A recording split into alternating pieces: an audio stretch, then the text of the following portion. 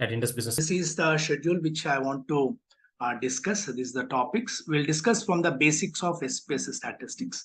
We'll discuss importing, exporting, after the data types and measurement types. And we'll discuss about transformation like visual bending, identifying duplicate data. Means once a data is imported, we need to see where there is any duplicate data is there in the data set. And after that, we'll discuss about missing data management, how to check whether we have any missing data. If there is some missing data, how to handle that missing data. And next we'll discuss about finding the outliers. Okay. So after this all comes in a descriptive analysis, like we are going to find the outliers or other things. Now coming from inferential statistics, we'll start from hypothesis testing. After that, we'll discuss about normality tests. We'll talk about type 1, type 2 errors. After that, we'll discuss what are parametric and non-parametric methods. In parametric methods, we'll talk about one sample t-test, two independent sample t-test, and we will discuss about homogeneity, Leibniz test in t-test itself. And later we'll discuss about the paid sample t-test. After that, non-parametric methods, there are so many other methods are there, but we'll discuss one method which is very important for research aspect, that is chi-square test. So this is all for the today's aspect, today's topics which are going to see. Based on the time availability, we will see if possible other topics also. And in tomorrow's session, I will be discussing about one-way ANOVA, one-way repeated measure ANOVA, two-way ANOVA. Mankova, actually it was not there in that, but I included. If time permits, we'll see Mankova. We'll see this correlation. And based on time availability, we will be seeing about linear regression and logistic regression also. In linear regression, we'll see about multinomial logistic regression, multinomial, multiple linear regression also we'll see. It's all time availability. We can discuss a lot of topics in regression. Like first of all, we must discuss about all the assumptions, how many assumptions we can do. Okay. And after that, we'll see about this logistic regressions. The first thing we are going to start is the basics. Now, the first thing, when we open Spss software, we'll have a data. Okay, just a moment. I'll show you one Excel file. First, we'll start with the Excel file, how to import the Excel file. And after that, we will see how to discuss other parameters in Spss. Okay. I have a questionnaire. This is a small questionnaire which I prepared. On this, I have collected the data and I'm going to import that Excel file into Spss. There's small data where we have gender, age groups, occupation, and we have three factors are there. Environmental behavior. We have three statements are there. And in this knowledge about eco-friendly paper, we have four questions are there. And here we have three statements under attitude. And coming to this, gender is a dichotomous question. Okay. And age is a, we have given in the interval scale. Okay. And occupation we have as a nominal data. And environmental behavior, all these things we have taken in the form of a Likert scale variables. I'll show you the Excel file where we have this data.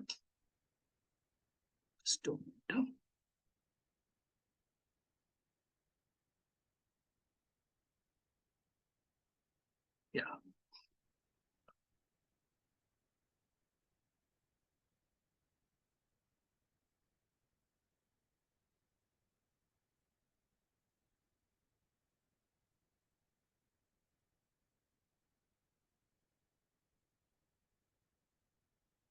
This is the data which we have coded in Excel. Okay. Now we'll see we are going to import this data into Spss. Now I'm using Spss version 25. Okay. Now in this to import the data directly, we can say open. In this open, we can select here files of type. Here we can select Excel file. In this, we can select eco-friendly data. Click open. Once we open, we are going to get the, just a moment.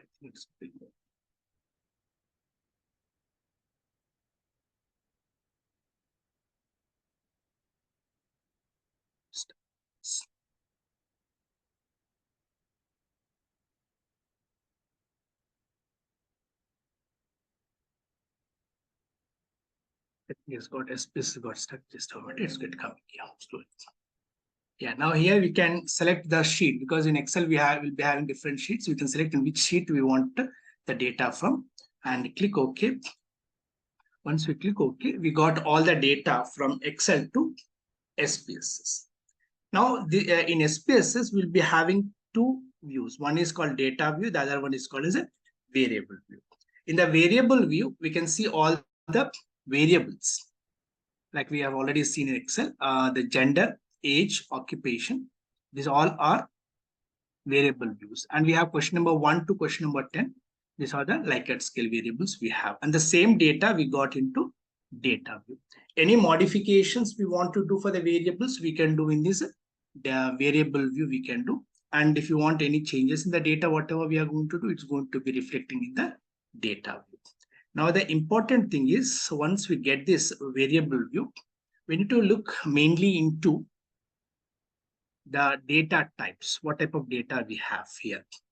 You can see all are numerical data. This is very important, and my observation, always keep all the variables data type as numeric only. When you keep characters, there is some problem in some analysis. When you're doing analysis, we cannot use those data. So it is recommended that you keep all the data as numerics only. Like you can see gender also we kept as numeric only, age, and all the data we have kept as numerical data types only. Right. Now in the labels, whatever the labels you want to give the like a description of the particular variable, we can give that description in the labels. And after that, in the values column, hello. Hello. Hello. Yes, sir, you are audible, sir.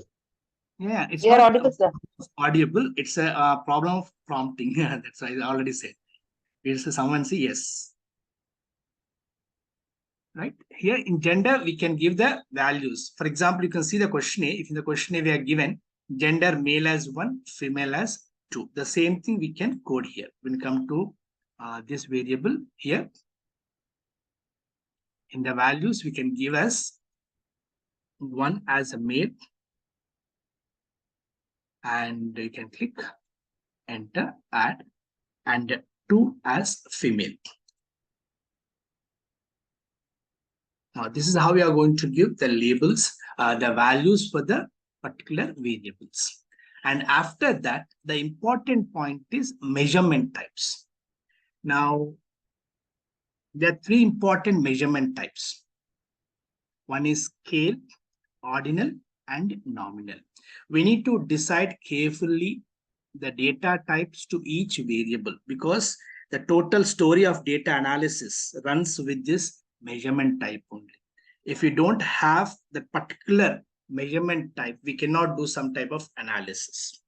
Okay, so later as we go on, I'll explain you what are the problems you are going to get if you have data type which is not matching to the particular analysis. So the first data type what we have is a nominal data type. Nominal data type is given to the variables which represents only the data. For example, gender, it's only a representation. Okay, so it does not have to do any sort of calculation on that particular data. It is called as a nominal data. Ordinal data, where we have sequence, where we have an order, which is called as nominal data. For example, gender is a nominal data because gender is only a representation. But when you come to occupation, this age we have sequence. If you see this age group, it is having a levels wise. From 18 to 24 is first group, 25 to 34 second group, and 35 to 50 third group, and over 40 years is a fourth group. So this is called as ordinal data. So for the ordinal data, you need to give the age as ordinal data here. And coming to occupation, if you have sequence, if you see, is there any sequence in this? Like student, employee, self-employed, other, we don't have any sort of sequence. If we don't have a sequence, we are going to give as a nominal data. We can call it as a nominal data. Right. Coming to this Likert scale variables, all Likert scale variables are ordinal data. Some people argue that scale they are scale data. So ordinal Likert scale variables are scale data. but please stick to this method of saying this ordinal data. This Likert scale variables are nothing but they are ordinal data. So you must make each Likert scale variable as ordinal data.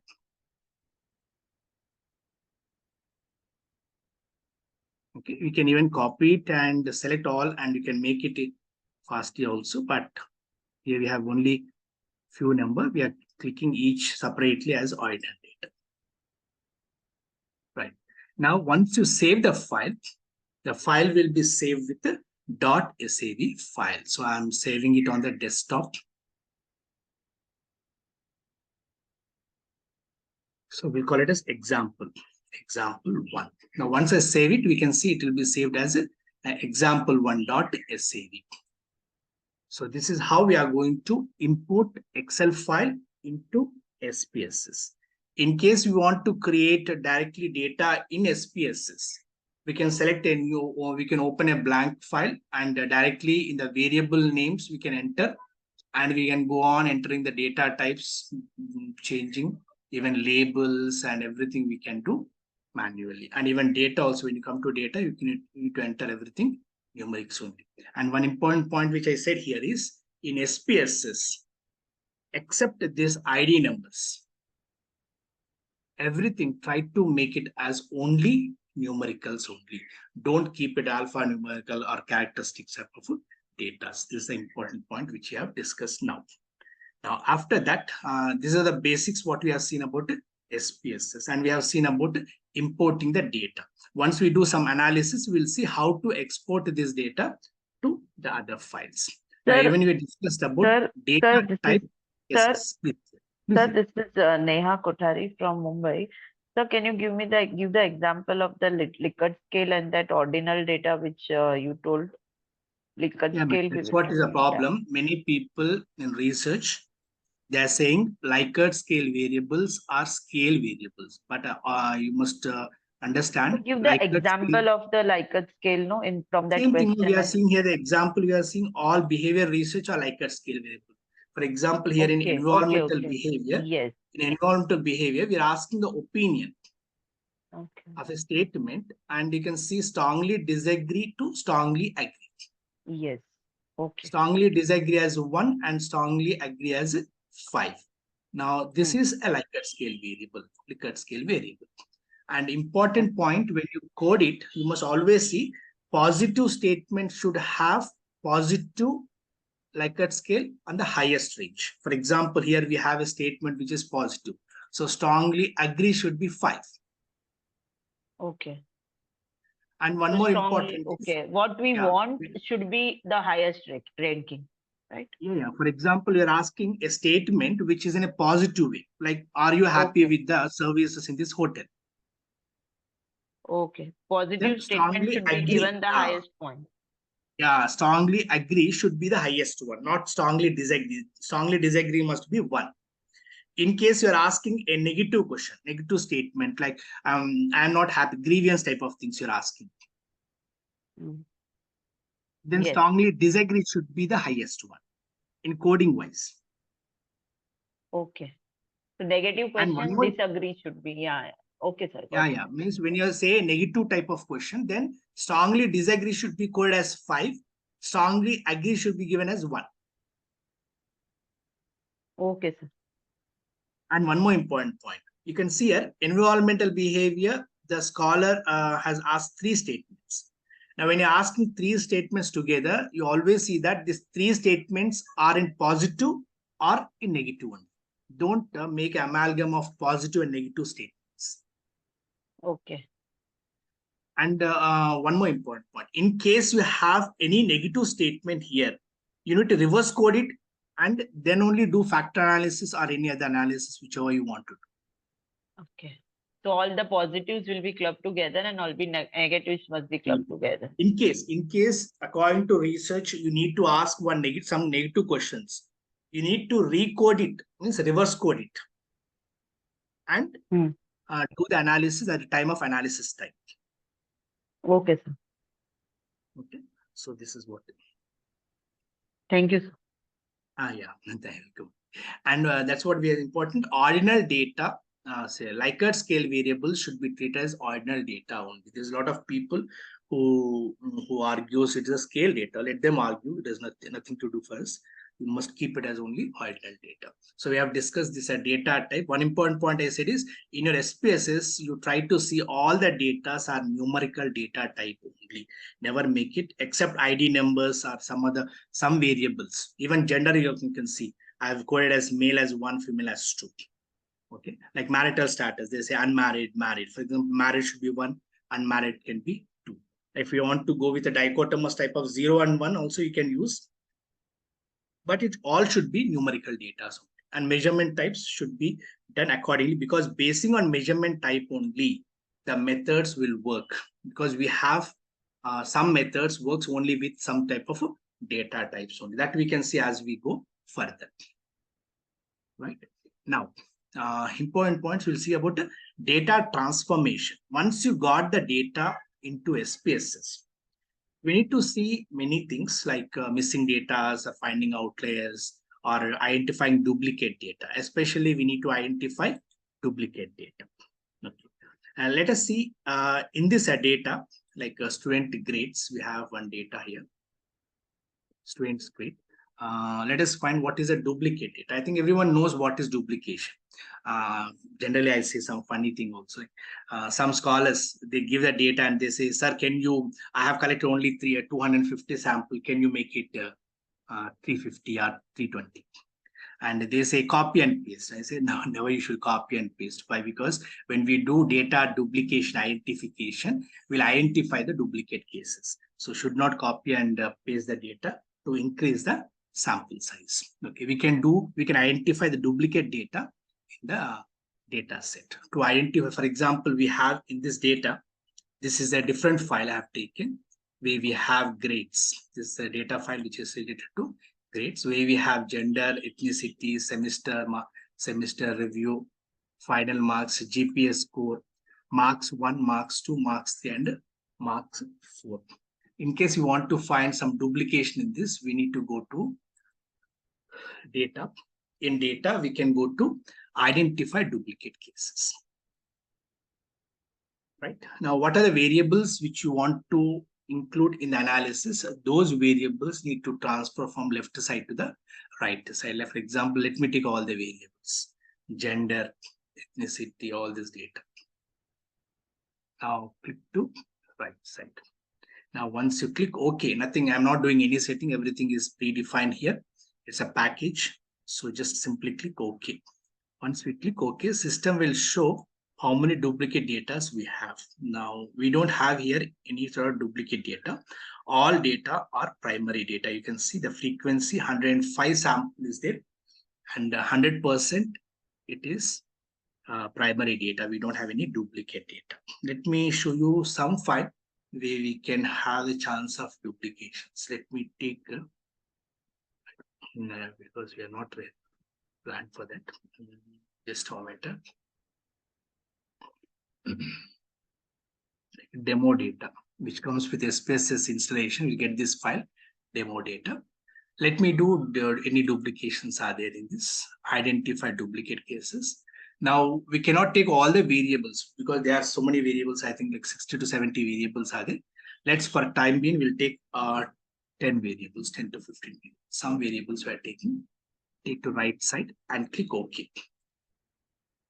Now you can see one duplicate data is this. The total primary cases are 6,399. Total primary cases. In this one data is a duplicate data. We can see system will clearly show us what is the duplicate data.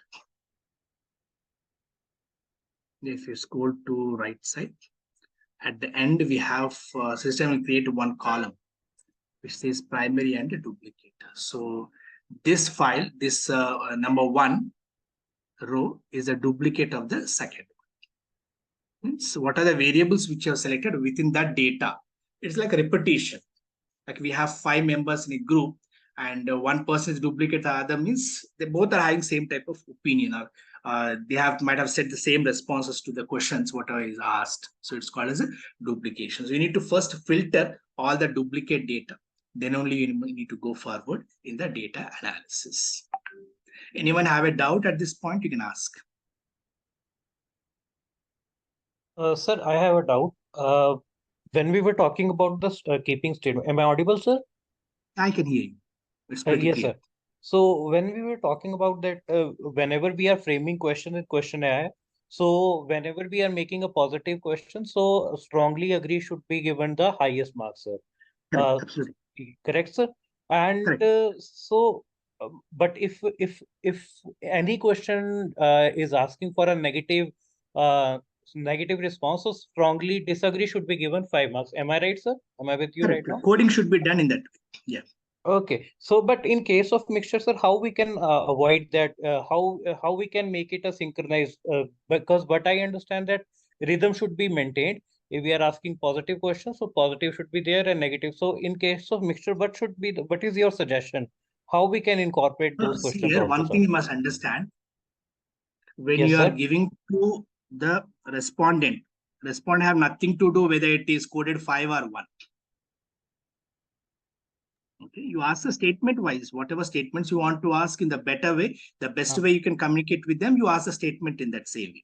But when you are doing coding at your side on that computer or the laptop, yes, you sir. do this coding.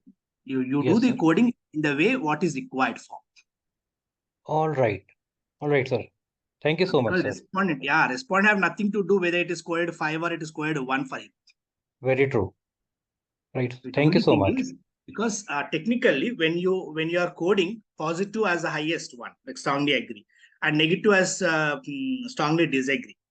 What I said is when you want to make it as a factor analysis, you need to recode the negative ones and you do factor analysis. Individually, you are studying them. There's no problem again. Done, sir. Done, sir. But when you Understood, do sir. factor analysis, because in the factor analysis, we clearly see that there's a problem will be there if you don't do recoding. And it's understood that positive and negative, if you make a mean, it will come to neutral. Yeah. Understood, sir. Very true. Very true. Right. Thank you so much. Now, welcome, sir. Now coming to this point of data duplication, I don't think anyone have any doubt. We'll go for the next topic, which is uh, yeah, visual binning. Generally, why we do this visual binning and why I'm interested in showing this, because many scholars, when they do analysis, when they collect the data, for example, you can see here age. Okay, here we have made as a what called as closed-ended questions. I given some sort of 18 to 24, 25 to 34. In that way, I given the levels. But generally, when you ask about age and income, you keep it as a open-ended questions. You only say, please mention your age in years. Don't give them any restriction. Why? Why? Because once we collect this data, basing on the range of the age, we can make bifurcation later at the time of analysis. The problem is when we collect the data like this closed-ended, sometimes what happens, you'll have more number of people in 18 to 24, 25 to 34, these groups, but you have very few members in these groups. So tomorrow, after the data is collected, you don't have a chance in bifurcating them. You cannot divide this 18 to 20, 18 to 20 or 20 to 25 in that way. If you want to divide, you cannot do that data division. Even income also. Many people ask income. You must ask not income, family income. Okay. And as a months you want to ask, you can ask, or you want to ask for years, you can ask. But this should be kept as an open-ended question, and they need to write the amount. What is the benefit we have from this is later, by seeing the range, by the distribution of the data, we can divide them into the levels that is required for us. Am I clear? Right. Once you collect the data as an open-ended, then how you are going to make them into these groups? That we can do with the help of this visual binning method. Visual binning is important method where we can divide the scale data into ordinal data. Into different levels we can divide. For example, let me show you this.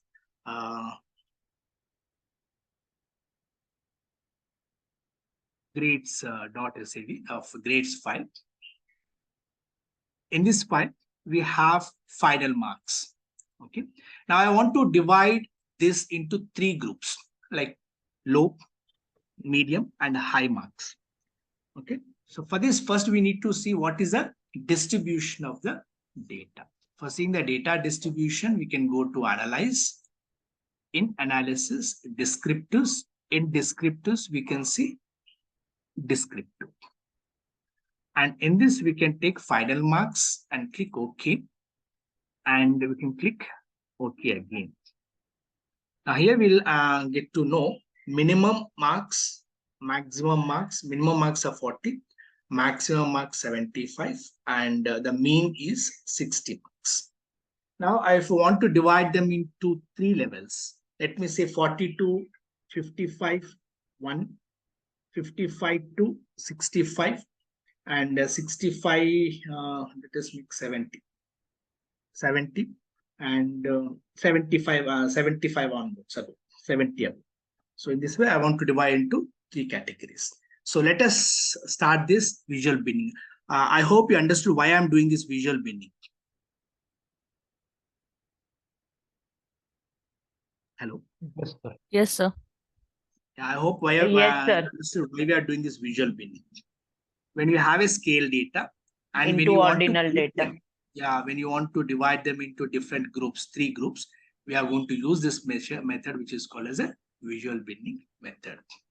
You go to data. In data, just a moment. Okay, just a moment. Transform, we must go to transform. In transform, visual binning. Visual binning. Here we need to select the variable which you want to convert from scale data to interval data, or which is called as a ordinal data. Select the final marks, click continue.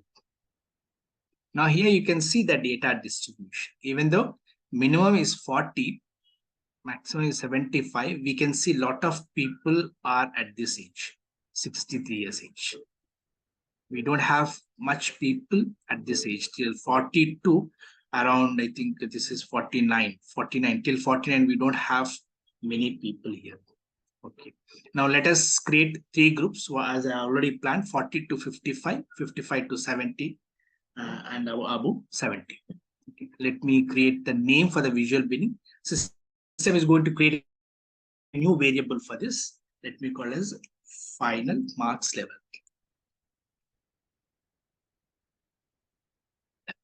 Okay, and now here we are going to make this make cut points. When you click this button, this is, you can see this button, make cut points. System will ask how many cuts you want to make. Okay. You need to decide first cut where you want. So total range is 40 to 75. So we will cut at 55 first cut. So if I'm, how many cuts you want to do? If I make it into 2 cuts, we'll get 3 levels, 3 pieces. So let me say number of cut points are 2. Now, once I click here in the width, the system automatically shows, okay, 10 width we are having. So first cut point is 55, number of cuts are 2, and the width is at 10. Click apply. Now you can see here, the first cut is at 55, 55 to, system is recommending to make it only 60. Okay, if you think, okay, this is fine, you can make it, or if you want to make it 70 also, you can change here. Okay, and click make labels. Now you can see we got the labels also. Less than or equal to 55, 56 to 65, 66 plus. Click OK. Once I click OK, I'll get a new variable which is called as final marks levels. Yeah, binning specification will create one variable. You can see OK. Now, if you go to the data, you can see a new variable here. So here we can see final marks levels. You can bring it close to here. And we can see our final marks. So this is how we are going to convert the scale data into ordinal data. Anyone have a doubt in this process? You can ask me.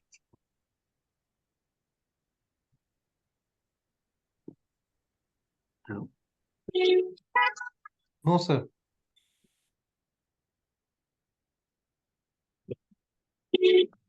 Good afternoon, sir. This is Savita here. Is my voice audible, sir? Yeah, I can hear you. Please see.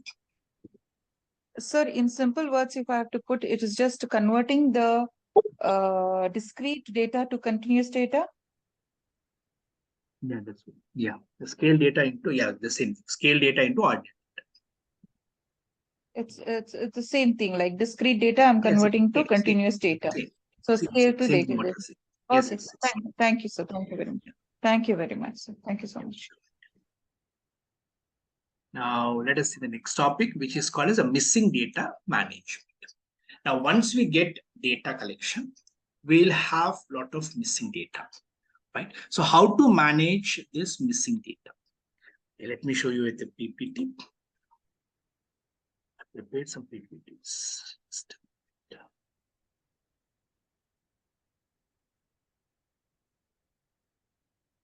Right. Now, generally, how much is the acceptable missing data in a database? Should we have missing data or should not we have any missing data? Hello. So, but in research, sometimes the data is missing. For example, if I am not wrong, that whenever we are giving questionnaires, so some of the question may remain missing, or the respondent has opted to not give answer. Am I right, sir? Is is that There the will be missing some data we're data. talking Generally, yeah, missing data will be there. Right. In social science, generally we have adequate number of respondents. about? Yes, We sir. always try to see that we don't get any missing data. That's a main important thing. Why? Because my observation, when you're having some missing data, when we do structural equation modeling, we have a lot of problems. Results are getting deviated a lot when you have missing data. Even though we have imputation, through imputation we can keep the mean value there, but there's a lot of problems. So always see that missing data should not be there in your database data set in social science aspect. Yes. Any question you want to ask? Someone is prompting. Okay. Now, statistically, when we have missing data, we need to have this missing data less than 5% only. 5% is permission. They're saying 5% is not a problem. Okay. But please remember, when you're doing structural equation modeling, try to see that you don't have any missing data at all. Why? Because when I already said, when you have some missing data, it is impacting the end results. Okay. But statistically, 5% data is acceptable. 5% we can have missing. And we have something called 20% criteria. Some people, profession says you can have till 20%, you can have missing data. This they say it says a common rule of thumb, 20% criteria. Okay. Now let us see, there are different types of patterns in missing data. Missing at random, missing completely at random. And the third one is also there. We don't need to discuss that one. Missing non-random. We cannot do anything about that third one. Only two things we can handle. Missing at random, missing completely at random. Now, what is missing at random? Missing data are termed as missing at random if the missing data of one variable can be explained by any other variable in the data set. This is interesting. They are saying that you have two variables. One variable is somewhere giving some hint about the missing data in the other variable. If that is a pattern, it is called missing at random. Right. If that is not there, it is called missing completely at random. Missing data are termed as missing completely at random if the missing data of one variable are unrelated to any other variable in the data set. So this is what is called as a missing completely at random. If you have missing data, hopefully we expect that it is missing at random only, so that we can at least predict the data which is missing in the other variable. And missing non-random is whether you don't have these two. Missing data are termed as missing non-random if the missing data pattern is not missing at random or missing completely at random. Now, how to handle it? There are two methods. One is deletion method. The two red colors which I am showing, they are called as deletion methods. And in deletion method, there are two methods. List-wise deletion.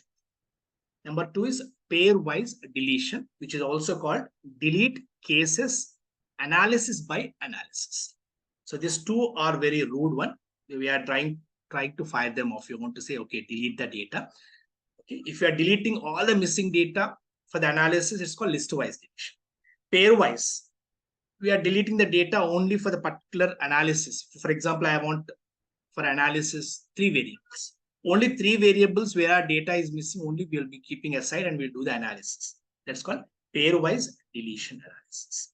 And substitution-wise, we have 3 methods: mean substitution, regression-based imputation, expectation maximization algorithm. Okay. In Spss, in structure equation model, for missing data handling, we use imputation only. Regression imputation system is going to directly identify the variable and place it. Sometimes it even keeps a mean value. Now, list-wise deletion. Cases with missing data on any variable are excluded for all the analysis. Completely, we are going to delete the missing variable. It's called list-wise deletion. Pair-wise deletion, already I said, cases are excluded only if they have missing data on variables involved in a particular analysis. Mean substitution, this is the simple method. Substitution of missing data with the mean value of the variable. We'll simply take the mean value of the total variable. Wherever missing is there, we are going to keep this value in that place. And this is series mean method. The term series mean refer to method of imputing missing values in a data set using the mean value of the variable data in a specific series or sequence. Okay, this method is often used when dealing with a time series data. Right. Next is linear interpolation methods. I'll show you all these methods in the analysis part. Okay, regression based method. Missing data is replaced with a predicted value generated by using multiple regression based on non-missing data on other variables. This is expectation maximization EM algorithm. First, missing data is imputed by predicting value in a series of regression, and next, the whole imputed data set is substituted by maximum likelihood estimation methods. Now, we will take the data of missing. I have already shared you this all database. I hope you have seen this. You can see these files in your data sets. Okay. In this case, you can see Sir, we have excuse me, 5 sir. variables. Yeah, Sir, please. yeah. Sir, this we have you have shared the drive folder, but we are not having the access to it.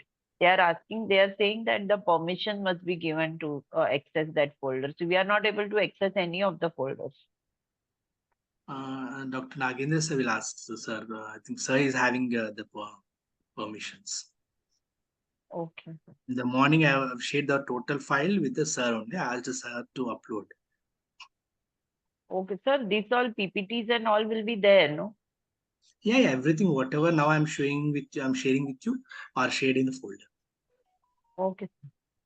Yeah, all Thank the PPTs, what are the data we are discussing, all the data sets, everything already shared in the folders. Okay. Right. Now here, you can see this file, which is called missing data set. We have gender, dot, system of Spss shows as a dot. Wherever you have dots, this is all the missing data. Okay, now actually I forgot to say one important point for you. These data are missing in the sense the respondent have not given answer, correct?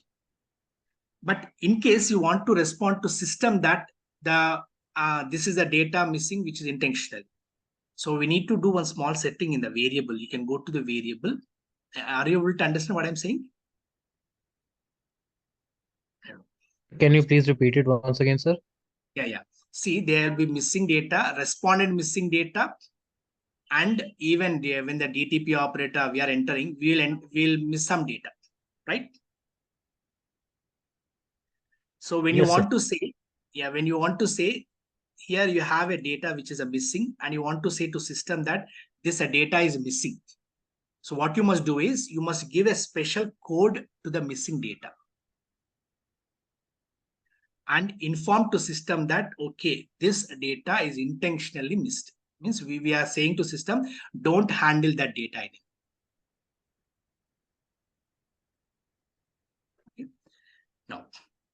We'll discuss that point later, because too many things if we discuss, we get confused. Now let us only see here. Let us see the patterns of missing data. How many patterns we have seen? 3 patterns: missing at random, missing completely at random. The other one is missing non-random. Missing non-random we don't handle. We'll see whether we have any relationship between the variables. Missing at random only we will see now. Now for doing that, we can go to analyze. In analyze, missing value analysis. In missing value analysis, once you click this, here we have quantitative variables and categorical variables. Nominal data are called as categorical. So here we have 2 variables which are categorical: gender and age, right? And 3 variables which are non-categorical ordinal data taken into quantitative variables. Now we want to find the pattern. Go to pattern. We are clicking here button called pattern. Here you can select this one, cases with missing values. Sort by missing value pattern. Just select this. Okay. Click continue. And descriptives. In descriptives, we can select this t-test. T-test with a group formed by indicator variables. Include probability in the table. Okay. You want to see even missing in terms of a categorical variable, we can select this cross tabulation of categorical and indicator variables. Click continue. And you can see here, omit variables missing less than 5%. Actually, statistically, less than 5% missing, we don't need to worry and get worried about much. Okay, if it's more than 5% only, it is a problematic thing. So here I have selected this button, the check button, Hello. t-test. Yeah. அம்மா இன்னைக்கு வரீங்களா இன்னும் வரலையா? Hello. வரீங்களா? சரி அத phone. Hello. Click continue and click OK. Now what I did after selecting this missing value analysis, I have selected first the pattern, because I want to understand whether it is missing at random or missing completely at random. Here we have selected cases and sort variables. Click continue. And in descriptives, I have selected t-test and we have selected this cross tabs. And you must always see that less than 5% we are going to omit for the t-test analysis. Click continue and click OK.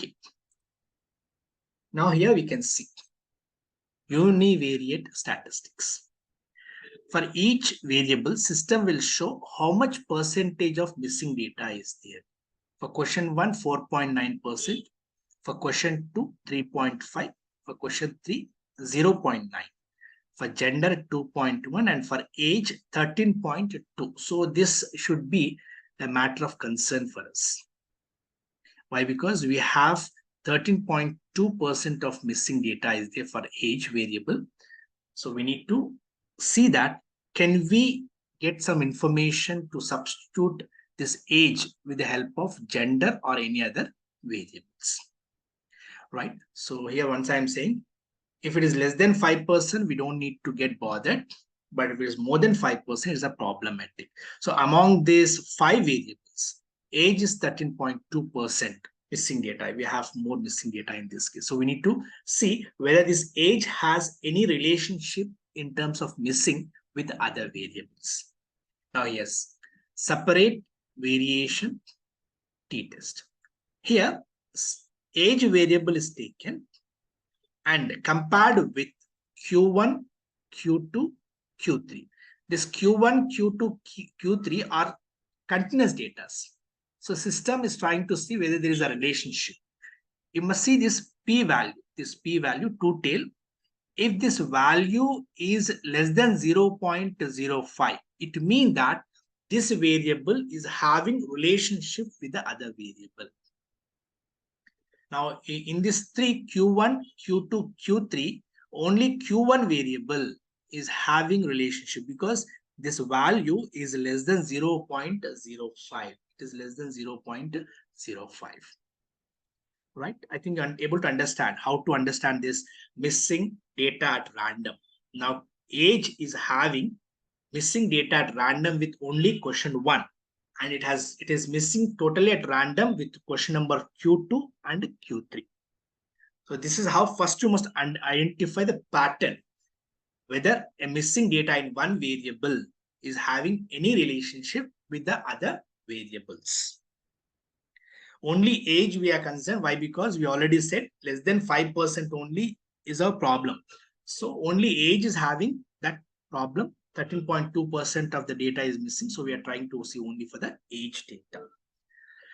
Now coming to gender, system again here checks where there is any relationship with the age to gender, because both are categorical data. So you can see here missing data of age with the male is 18.2%.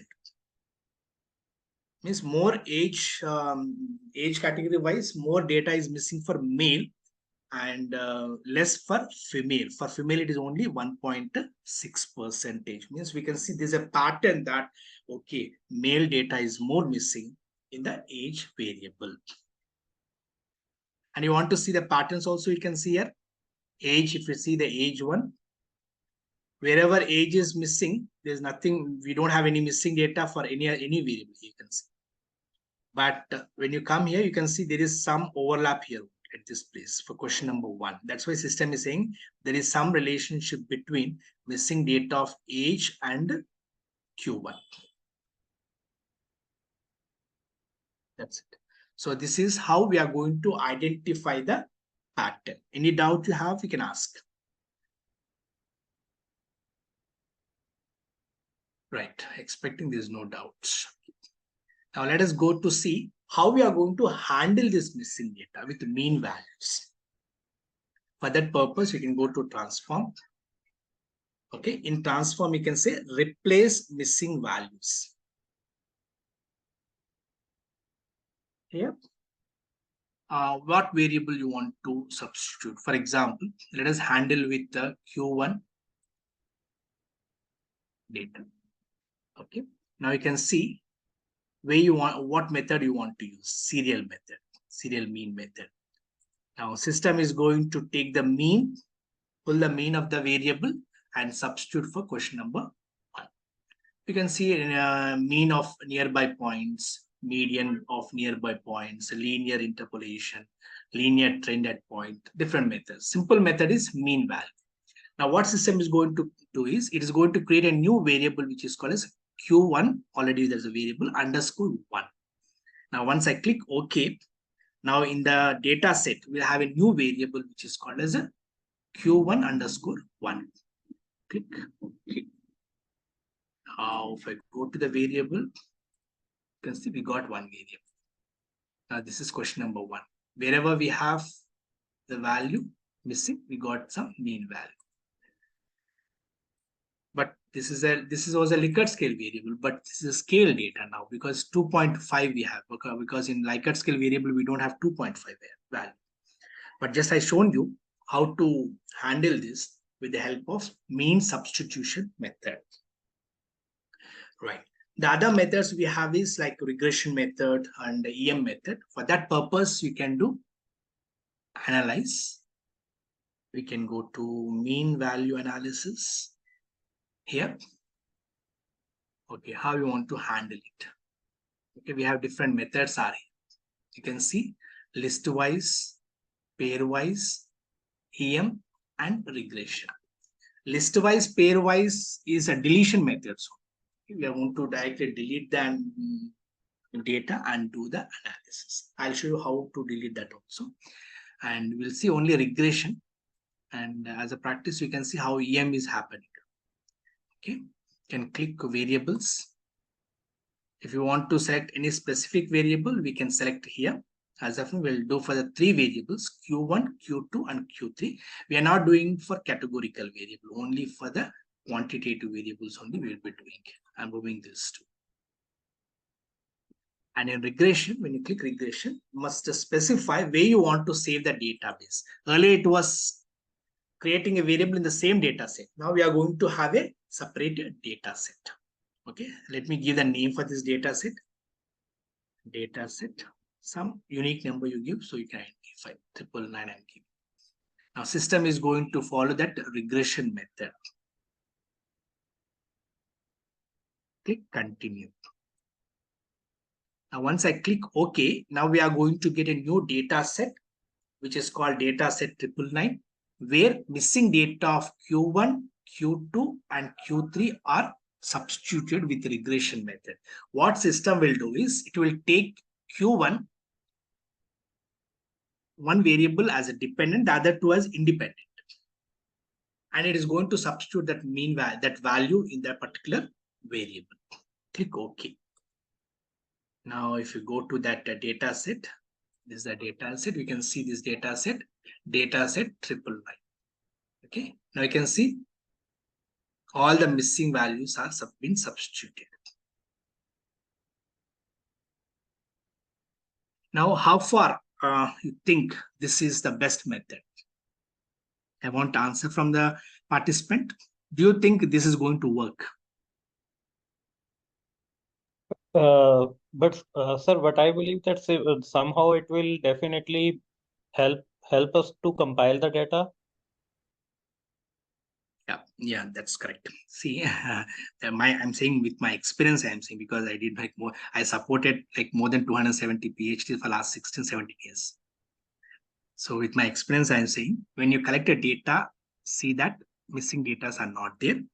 If there is any missing data, since we do for social science, so try to collect more sample using the formula. Generally 383, that's a ideal sample we get. We collect like 500, you collect and delete that sample. What is the problem is we are not going to justify the results. That's the main issue. The results which are going to get, we always have a problem saying that this is not believable. The results are not acceptable. Simple language. Hello? Hello? Hello, sir? Yes. Even though we have so many methods are there, even though there's so many methods are there, these methods actually are not working.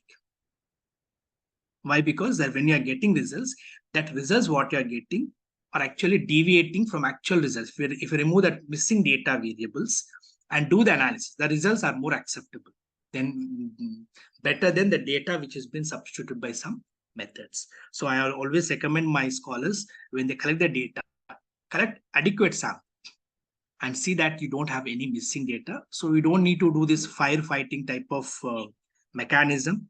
When you have availability, you go there, you do that. If you don't have availability, for example, in our organization, you have only 400 members and you can only get 200 sample only you can get, then in that case, please definitely follow these methods. Hello? Yes, sir. Yes, sir. Yes, sir.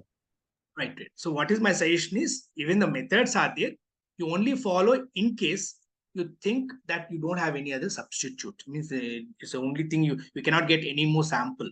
But generally, if you are doing consumer satisfaction, you are doing employee grievance, something you are doing where you have a lot of sample can be collected, then please don't take missing data into consideration. And if it is more than 5%, please exclude it immediately.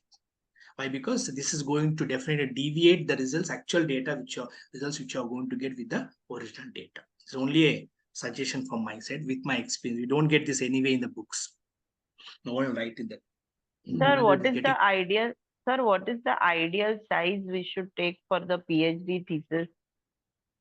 See, it all depends on your whatever parameters we have, like margin of error or standard deviation, significant value. So many things are there. But generally, 383, generally we see. 383. 383. Okay. There's a bottom line. See, there's a bottom line. You can take more, like you can take 400, 500, 600 also you can take it. That is a minimum value, minimum number which you need to take. Okay. Now, you must not cut when you use a formula for doing, because in my YouTube channel, I have a lot of methods. I think 6 to 7 methods I have given how to calculate sample size basing on methods in general. So many methods I have given.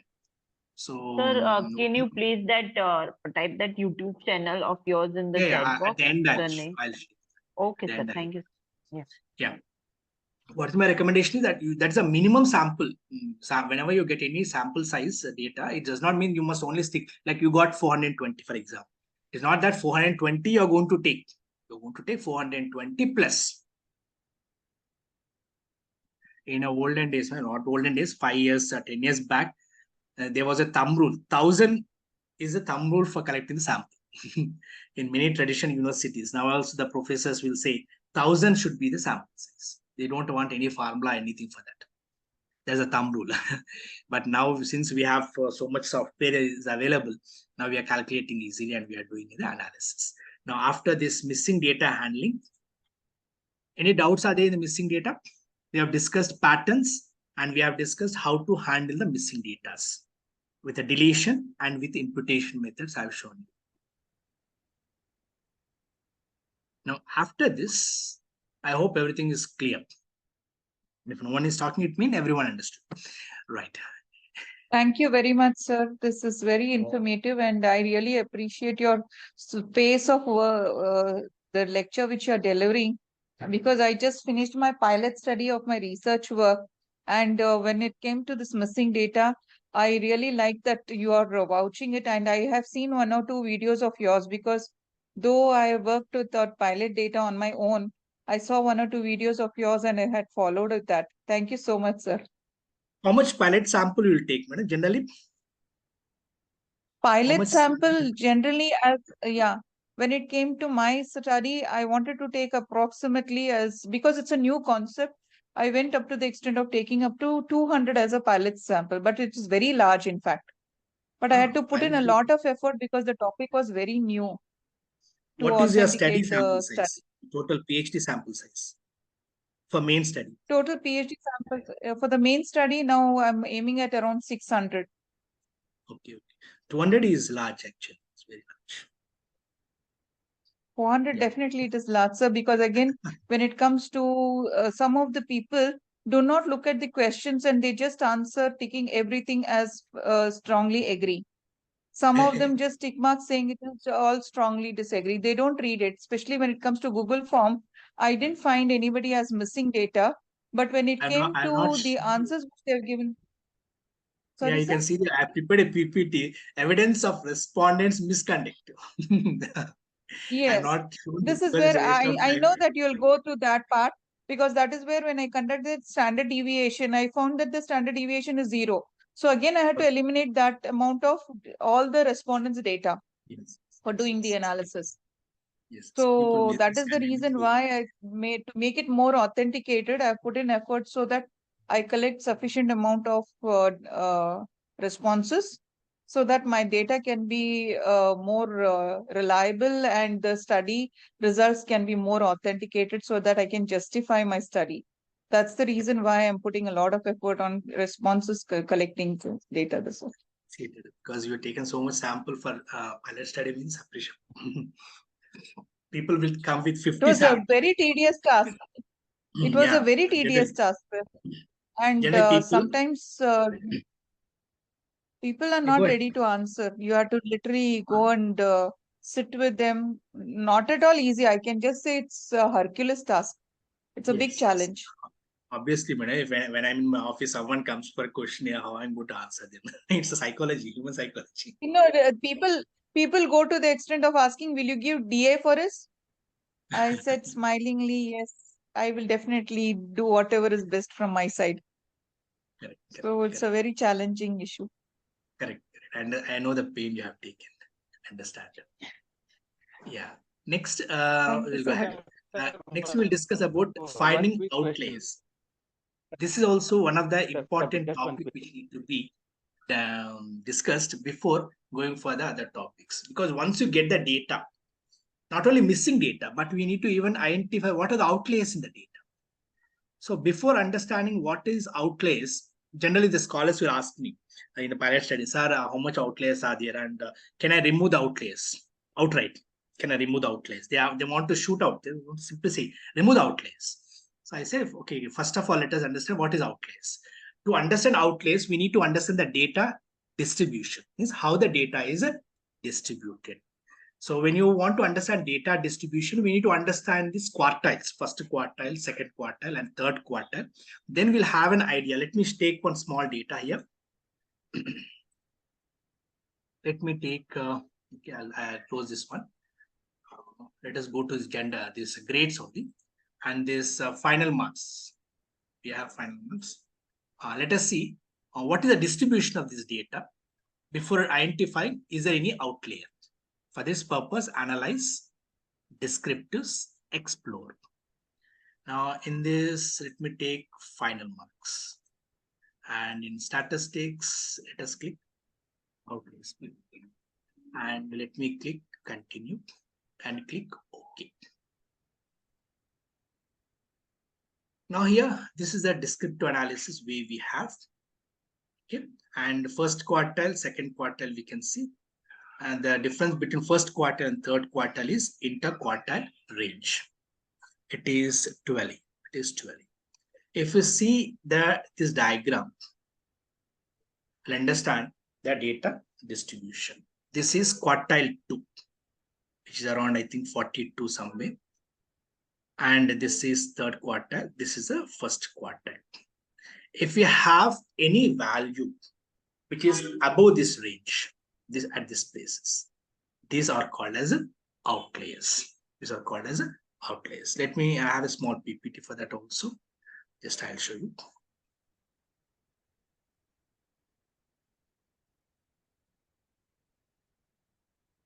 Yeah. So when you come to quartile, already I said quartile 1, quartile 2, and quartile 3, which is nothing but 25th, 50, and 75th percentile. Now, when you have the data like this, the middle one, it is called as quartile 2, 50 percentile, and quartile 1, Q3 and Q1. The difference between quartile 1 to quartile 3 is called as interquartile range. Now, when we have quartile, we have, okay, here, quartile difference between Q3 to Q1 is nothing but is called as interquartile range. Now, outliers, okay, outliers are scores that deviate significantly from the other scores, either at the upper end or the lower end of the distribution. Now we have two types of outliers. अपना email लिया हाँ Minor outlier, वैसा and email we'll have and extreme outliers. I'm showing the formula how system is going to calculate, which is minor. Generally, minor outliers system shows in a space as a circle, and extreme outliers system will show as a star mark. You can see here in these cases, these are minor outliers. It shows as a circles, and extreme outliers is going to show as a star marks. So when you understand the data distribution and which are in extreme positions, they are called as outliers. Now, can we keep these outliers or should we delete this outlier? This is an important question. Now, in this case, we have only one outlier, which is called as the case number 102. If you go to case number 102, we'll get that outlier. This is outlier. System is identifying this person is outlier because he has a very minimum marks of 40. Minimum marks of 40 marks. So this is the lower quartile it is showing. Now, one important point, should these outliers be deleted? Hello? Yes, sir. Yeah, should the outliers, once we identify the outliers, can we delete them? Can we delete the outliers? Sir, I suggest, from my point of view, I suggest it's better to delete. Otherwise, the mean, that is the descriptive statistics, will have different values. No, yeah, correct. So generally there are two opinions are there. One is if you are deleting outlier it means you are controlling the data. Yeah. You're controlling the data. Statistical viewpoint wise, you should not delete the data. You must not delete the outliers. But coming to analysis part, results part wise, it's better to deviate. For example, in a group, you're asking income, monthly income, and you say 50,000 is a monthly income. Okay, minimum 30 and maximum 70,000 in a group is there. Someone is having 1 crore salary, then definitely is outlier, right? He's going to definitely influence the group. So in that cases, you can delete. Only extreme outliers only you try to delete, but not the outliers, all the outliers. My recommendation is you only delete very few outliers, the two which are extreme outliers, not the minor outliers. Okay. So what I believe, sir, that cleaning of data, if there is an extreme cases, few extreme cases, then we can do that, sir, for Yeah. analysis purposes only. Yeah, few extreme outlays only should be deleted, but not all the outlays should be deleted. I have just a moment. We have a file which is called outlays. If we go to this analysis, descript, explore here, and we go to statistics and click outlays, system will show us what are the outlays we have. And click continue, and when you click OK, system will show us what are the outlays we have. So you can see so many outlays are there. Here we can delete this case number 86, 33, 21. This you can delete. And even here also you have some outlays 28, 78 is there. This you can delete. But not that, not 32, 100, 26. So these are minor outlays. Don't try to delete, because what is the thing? What happening is we are trying to control the data. It means that if we are deleting outlays, it means we are controlling the data. But sir, why 8 is shown as a circle and 28 is shown as star? Minor and extreme, sir. Okay, all right. Stars means extreme outlays. All right, sir. Where we have this quartile range, 3 into interquartile range. This range is extreme. So that's why I'm saying you try to delete. If you want to delete also, you only delete only these extreme outlays, but Yes, not sir. this minor outlays. All right, sir. Right. So this is all about the outlays.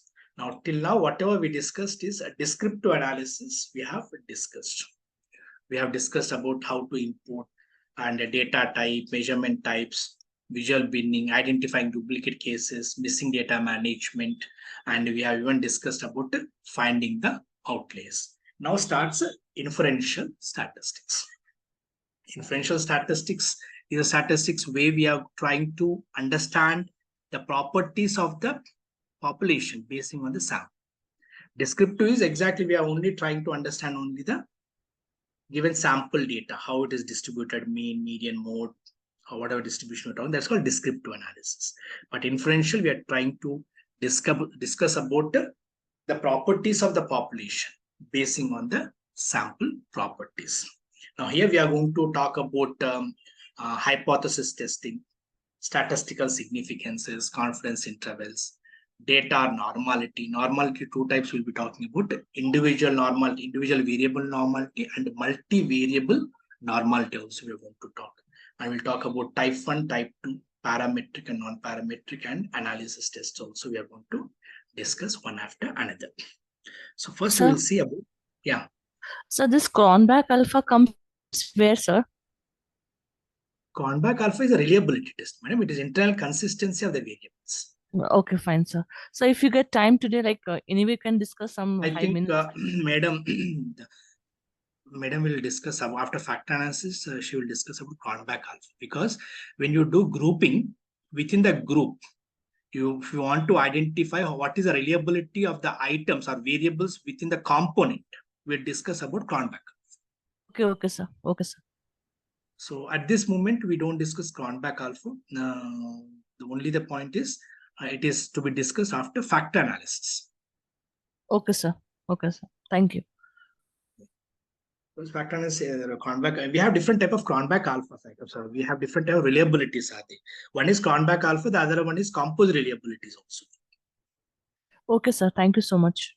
Yeah, composite reliability will be discussed after CFA. When you come to structure equation modeling with Amos, there we can discuss about composite reliability. This is Cronbach alpha. Right. Now, hypothesis is assumption about the relationship between the variables. Null hypothesis is a statement that predicts no significant relationship between independent and a dependent variable. Alternate hypothesis is also called as a research hypothesis, is a statement that predicts significant relationship between independent and dependent variables. We have two types of hypothesis: one-tail alternate hypothesis or directional hypothesis, which is also called as like we have positive and a negative direction. It predicts the direction of the relationship between the independent and dependent variable. Here we have two type of direction hypothesis: positive direction and negative direction. If independent variable increase, a dependent variable will also increase. This is called as positive direction hypothesis. And negative is if independent variable increase, the dependent variable will decrease. This is called negative directional relationship. One tail and two tail. We are talking about only one tail. One tail is a directional hypothesis. Now coming to two tail, here we predict the relationship between two variables, but does not predict the direction of the relationship. Here we are not going to say whether A is greater than B or B is greater than A. We only say that there is no significant difference between A and B. That is called two-tail research hypothesis. If you have two variables and you say A is greater than B or B is greater than A, then it is one-tail test, one-tail hypothesis. So hypothesis is only assumption, and here we have one-tail and two-tail. Generally in SPSS, we do only two-tail research hypothesis. Neutrally, we always say that there is no significant difference between A and B. This is two-tail research hypothesis only we have to discuss all about it. Now coming to the next topic, what is statistical significances? Okay. Anyone? I think this is a general topic. I want some participant also can throw some light on this. Hello. So it will be an interactive one instead of I am only talking the last minute. So statistical significance is where we are showing from the sample size how the population is going to be displaying their attitude for that particular phenomenon which we are checking or we are trying to interpret. Confidence intervals. Confidence interval is how much sure we are with related to the opinion which we are trying to test. Like we say the confidence interval can be up to the extent of 95%, which means whatever attitude or whatever phenomena which we are testing, we want to be sure to the extent of that particular percentage. Yeah. When you say 95%, Like if I say, 5%. yeah, yeah, like for example, confidence level is 95%, so significance level will be 5%. Correct. 5%. Five is only the risk level. If it is less than 0.05, then only we say we rejecting the null hypothesis.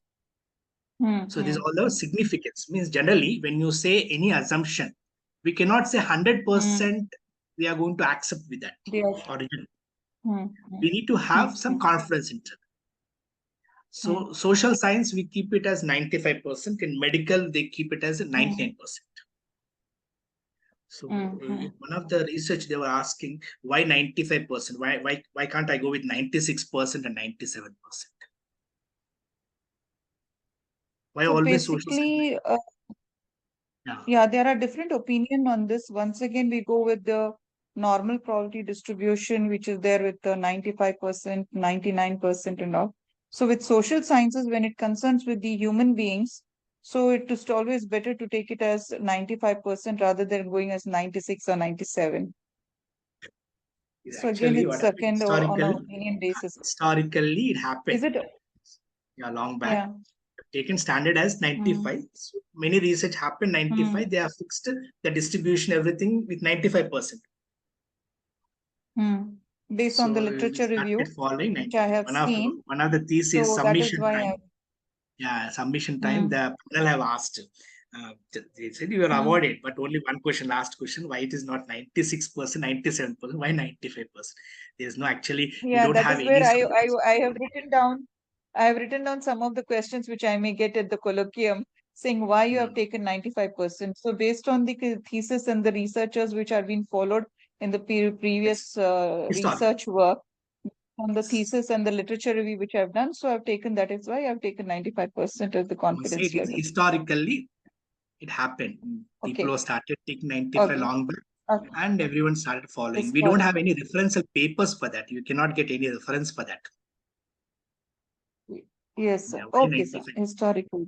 But social science I'll take 95% and medical science they are taking as a 99%. That is only thing. Okay, 5% is a significant level. 5%. If you say less than 0.05, 5% nothing but 0.05. If it is less than 0.05, we are going to reject the null hypothesis. That's what we discuss in type 1 and type 2 error. Why it should be minimum less than 0.05. That we'll discuss later. So this is all about hypothesis testing. Significant, because we cannot accept it 100%. We need to keep some confidence level. Beyond that, if it is more, if it is less than that, then we say there is a rejection of the null hypothesis we are going to say about. So this is all about hypothesis. Coming to normality test. Now this is also one of the important tests which we need to do before we start with any other analysis. Normality. Let me show you normality. Just a minute. I'll close this all other files. Sir. Hello? Sir. Yeah, please. Sir, what if p-value is equal to 0.05? See, we always saying, sir, less than 0.05, we are rejecting. Even 0.05 also, it is we accept it. If you say A is not equal to B, right? If it is less than 0.05 only, you are going to reject. If it is 0.49, 0.049, you are going to reject it. If it is 0.05 also, you accept the null hypothesis. Okay, sir. Hello? Thank you. Why? Because, for example, you say, I kept a null hypothesis. There is no significant difference between male and female towards a particular aspect. Now, if we get 0.05, the difference what you find is very minute. So it's always better to say there is that difference is not significant. Okay. So if it is 0.05, also accept the null hypothesis. Or don't reject the null hypothesis. If it is less than 0.05, then only reject. That's why we always say, clearly see the word less than 0.05. I'm not saying equal. Yeah. Right, sir?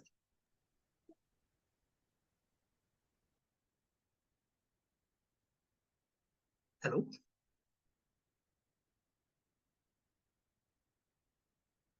Hello? Yes, sir. Thank you, sir. Yeah. Shall we go ahead? Yeah. Right. Now we're discussing about data normality. How to check the data normality. Before checking the data normality, okay, data normality should be checked for scale data. Everyone knows. Should the data normality checked for ordinal data?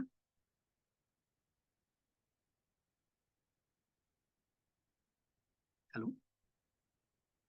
I can see there are 51 participants. Anyone can answer. Should normality be checked for ordinal data?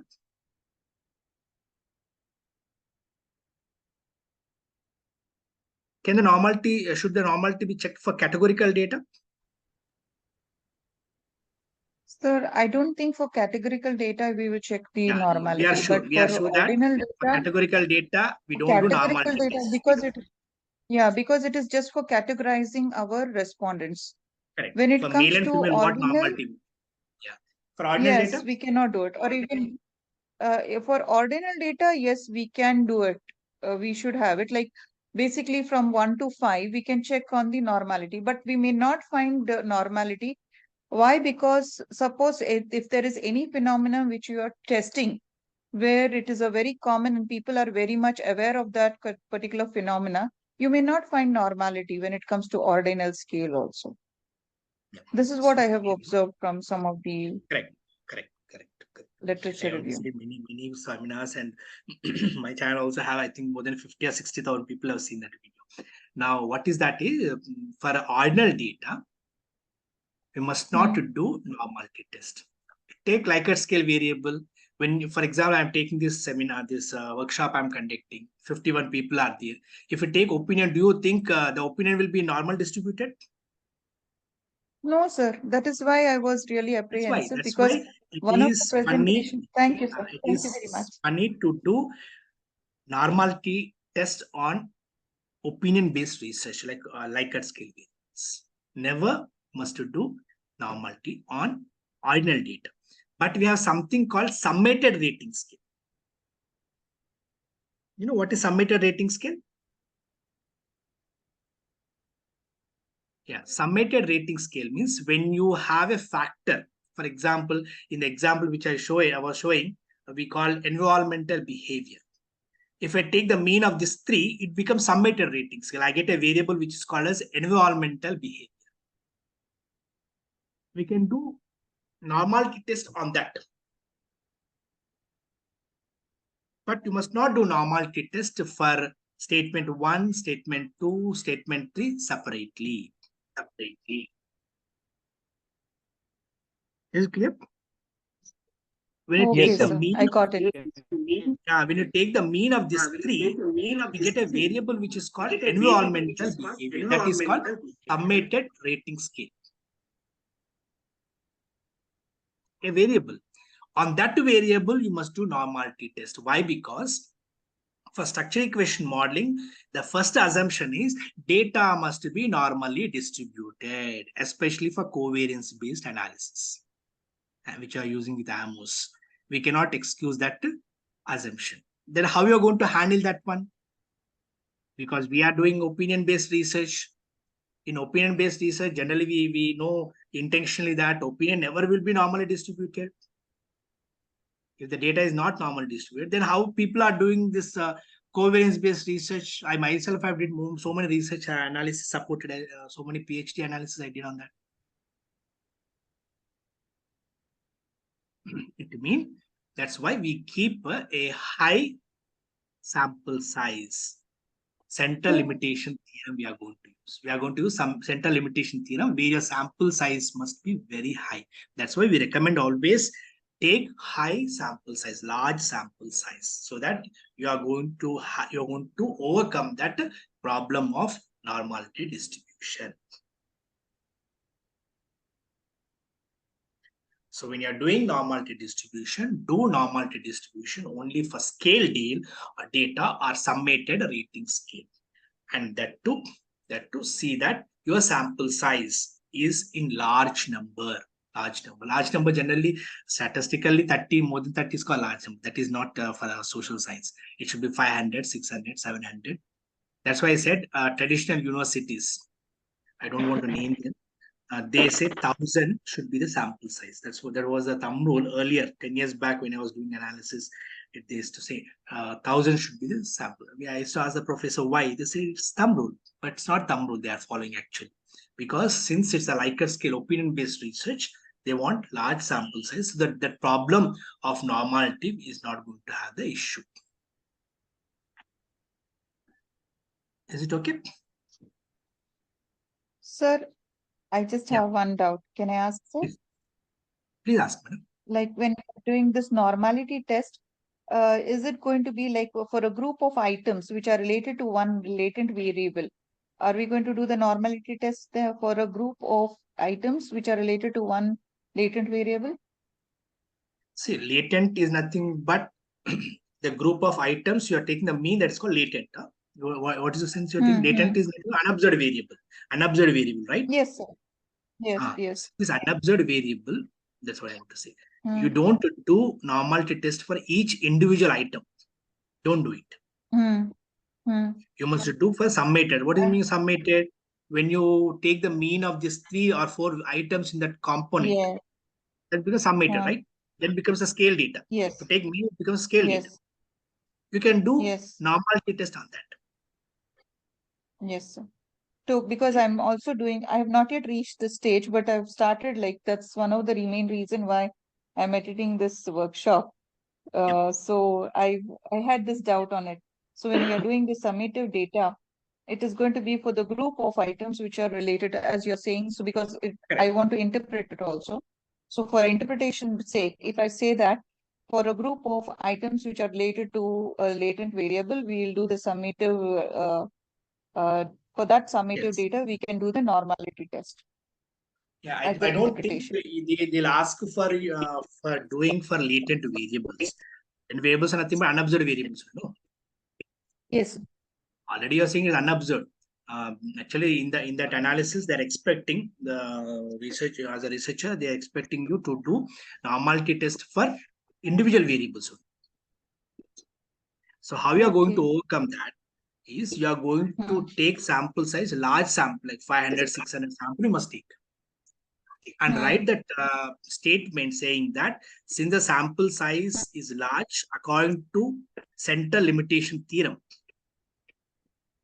Once the the sample data size tend is to be large. normally distributed. Henceforth, normality distribution is not done.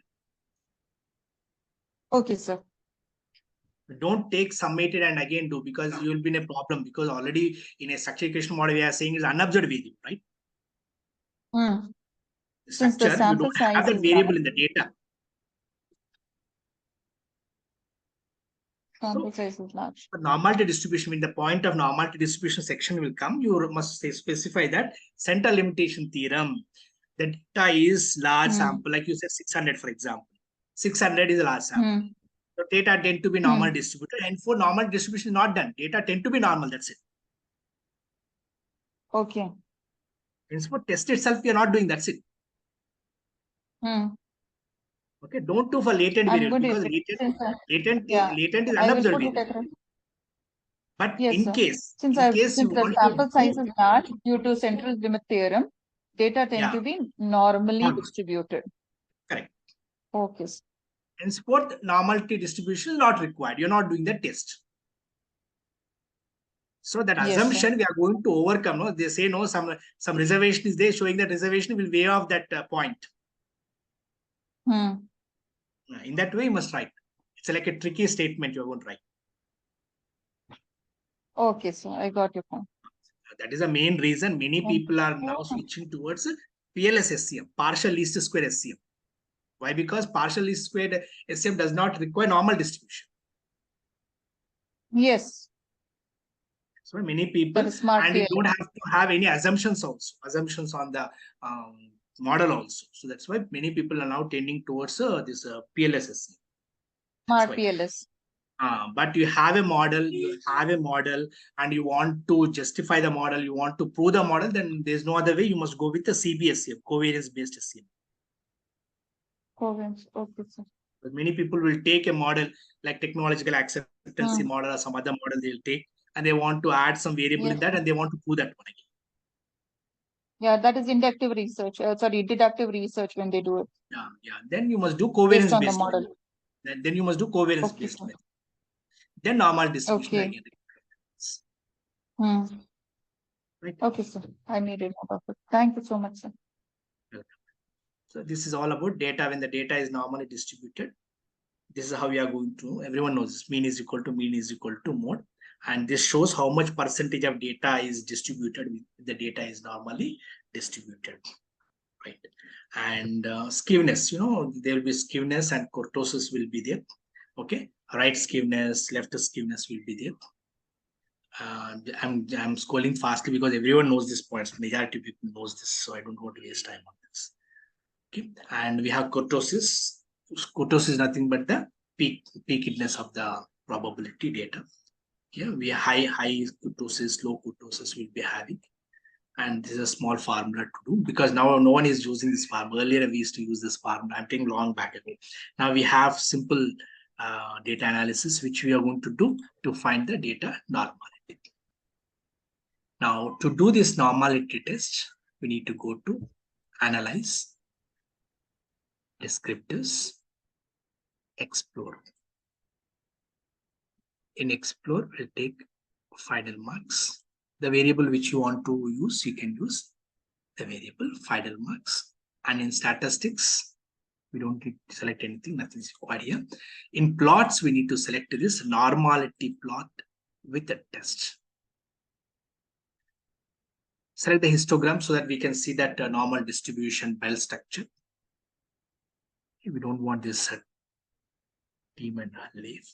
Click continue. This is very important. We need to select this button which is called normality plots with a test. Click continue and click OK. Here. This is very important. test of normality. We can see this case, scaviness, kurtosis, everything we can discuss, but I'm coming direct to the point. Tests of normality. Here you have two types of tests, Kolmogorov-Smirnov test. The other one is Shapiro-Wilks test. Now, Kolmogorov-Smirnov actually need to be selected for large sample. Again, the point here, what is large sample? It's like 200 and above, we must use Kolmogorov-Smirnov test. If it is less than 200, Shapiro-Wilks test. Some book says if it is less than 100, you must use Kolmogorov-Smirnov test. If it is more than 100, you must use Kolmogorov-Smirnov test. If it is less than Shapiro-Wilks, you must use this Shapiro-Wilks test. But I think 200 is better because many observations I have. 200 sample is a better one. So let's fix to that one. If a sample is 200 and less than 200, use Shapiro-Wilks test. If it is above 200, use Kolmogorov-Smirnov test. Is it fine, madam? Hello? Yes, sir. Okay. Yeah. If basing on sample size, here we need to decide which test we are going to follow, whether it is Kolmogorov-Smirnov test or Shapiro-Wilks test. If it is 200 and below that, use Shapiro-Wilks test. If it is more than 200, use Kolmogorov-Smirnov test. Now, in this case, the sample size is 105. If you see here, the number of sample is 105. So let us take Shapiro-Wilks test. Now here, the significant value is 0.079. So the null hypothesis is the data is normally distributed. Data is normally distributed. If it is less than 0.05, we reject it and say that data is not normally distributed. But here, what is the significant value? 0.079, which is more than 0.05. So we accept that the data is normally distributed. Data is normally distributed. You must see the assumption. We keep assumption saying that data is normally distributed. And if the significant value is less than 0.05, data is not normally distributed.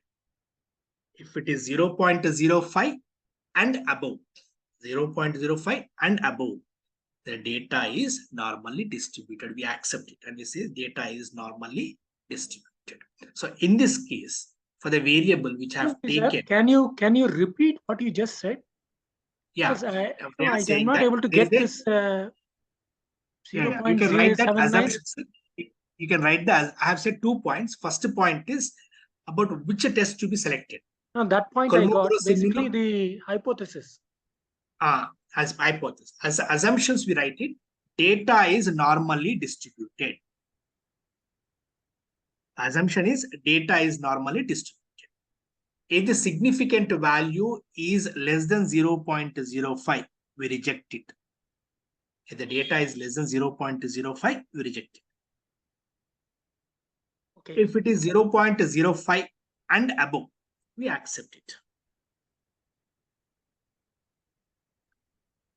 If it is 0.05 and above, we accept it. Okay, thank you. In this case, significant value for Shapiro-Wilks test is 0.079, which is more than 0.05. So I'm accepting that data is normally distributed. Data is normally distributed. Right. Now, since we have said data is normally distributed, let us see the histogram. Okay, this is a histogram. If I double click on that and click this distribution curve, you can see it's like a bell structure. So that's why we can say data is normally distributed. You can see the bell type of structure. Close this one. In the arrow, you can see this is a bell structure. So data is normally distributed. This is how we are going to see for individual variable. When we discuss about regression analysis, I'll explain you how to see multivariate normality also. In regression, we need to check that point, which is called multivariate normality. Here we are talking about individual variable. variable. Okay. So as much as individual variable, it is very clear. We have two tests, and we can visualize easily with a graphic saying that data is normally distributed. Any doubts are there? You can ask at this point.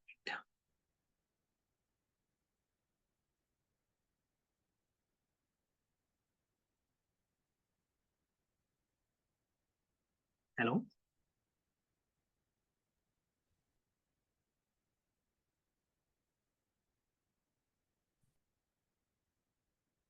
Should we go ahead? Yes, sir. So we have discussed this data normality test. We have discussed about Kolmogorov-Smirnov test and Shapiro-Wilk test, and we made an assumption. And with the help of the test, we even conducted and proved that data is normally distributed. And I'm giving to a notice, normalities are two types are there. Individual variable normality, and we will be having something called multivariate normality also will be there. That we'll discuss when we do regression, because one of the assumptions in the regression is data multi-normality also should exist for the variables.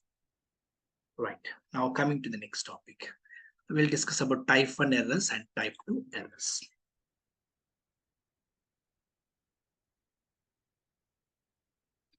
Yeah, many people knows this, what is type 1 error and type 2 error.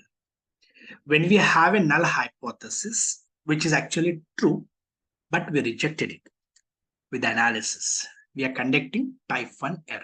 We are conducting type 1 error. And if the null hypothesis is false, but unfortunately we are accepting it, it is called type 2 error. Okay. So type 1 error is represented as alpha, level of significance, what we call generally. And in social science, we use this type 1 error. We use this type 1. We try to minimize this type 1 error. When the null hypothesis is true, but rejecting that null hypothesis is a problem for me. I should not reject it. I try to accept it. So we try to minimize type 1 error, that is level of significance, in the social science. In medical, they try to control type 2 error. If the null hypothesis is false and we try to accept, if we accept it, that is called type 2 error. Now, why we use type 1 error only in social science? In medical, they use type 2 error. They try to control type 2 error. They don't want to do this error. Why? Type 1 error is important. Always we are hanging on the significant level, always alpha.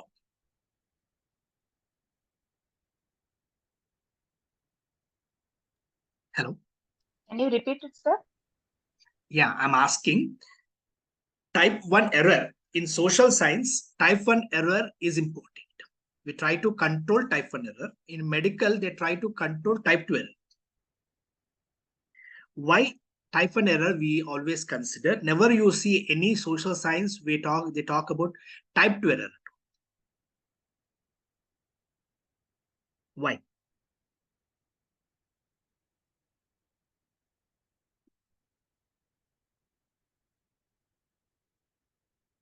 No idea, sir. Yeah. Hello, I could not hear you. Risk is high. Yeah. In medical science, we can't take the risk. Yeah. So Here also type the risk of type 1 accepting error is of also risk. Type 1 error is also risk only. Both are risk only. Both are errors only. But we try to control type 1 error in social science and type 2 error in medical science. Yeah, please see. Go ahead, sir.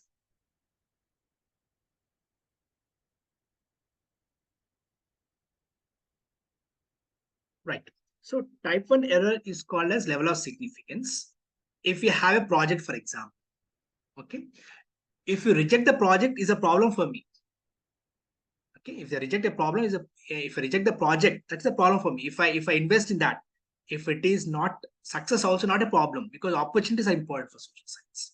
But in medical, if a drug, if the doctor does not prescribe any medicine, that's okay. But if you prescribe a wrong medicine, it's a problem for you. So they are trying to avoid type 1 error. They don't want to accept something's wrong. But in social science, we always try to reject. We try rejecting the problem for us. We never try to reject the hypothesis which is true. If it is a good project, losing the project is a problem. So this is what is a null hypothesis. So always in type 1 error, we concentrate on type 1 error in social science. The same thing is explained here. Just what is type 1 error, what is type 2 error. And here in type 2 error, we have something called power of test, which is equal to 1 minus b. So generally in our case also, we always try to understand what is the power of the test. So this is all about type 1 error and type 2 error. That's why we always, you can see, if it is less than 0.05, reject it, we are saying. Sir, can you Always try to minimize the error, type 1 error. That's why alpha value 0.05, we are trying to minimize. Can you tell a little more about power, sir? Power test, we try to understand what is the power of the test. That's called power of test. When you do a t-test or you do ANOVA test, we try to understand what is the power of the test, how far we can accept that test. That's called power of the test. Okay, sir. Yeah, very rarely we'll find that answer in research, in our social. I mean, the research which I did also, very few I did. Okay. Generally don't interpret that power of test. It shows how strong whatever you are saying is acceptable.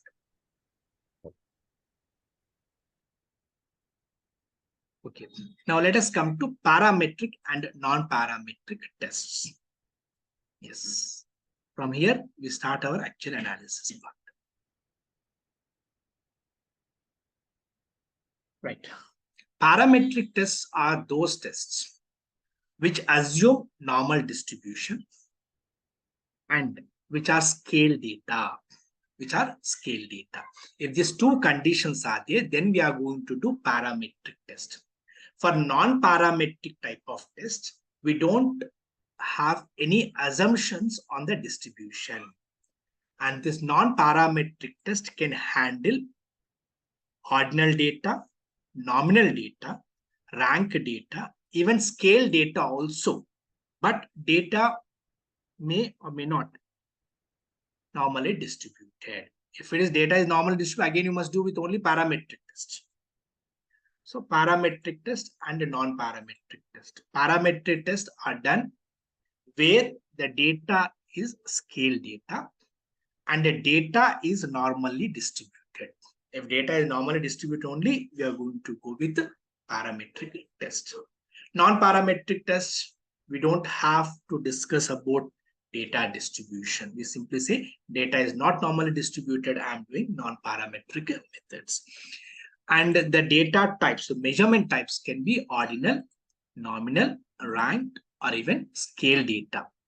Okay, but there is something which is important to discuss. Parametric test results can be significantly affected by the outliers. Outliers are very problematic for us in parametric.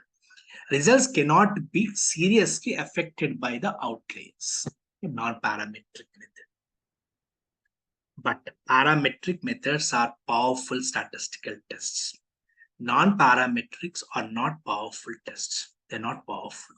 It is not so powerful like a parametric test. Means when you get a result, when you do through parametric, we can believe that results more. We are sure about the result. But non-parametric method, we cannot take the risk. You must have the some other test to justify it, whether it is correct or not correct. But for parametric test, we can directly believe.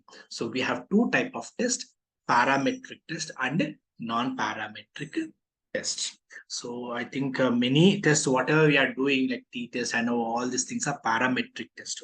Only chi-square test is the one that is more frequently used from the non-parametric methods. Anything you want to discuss at this point?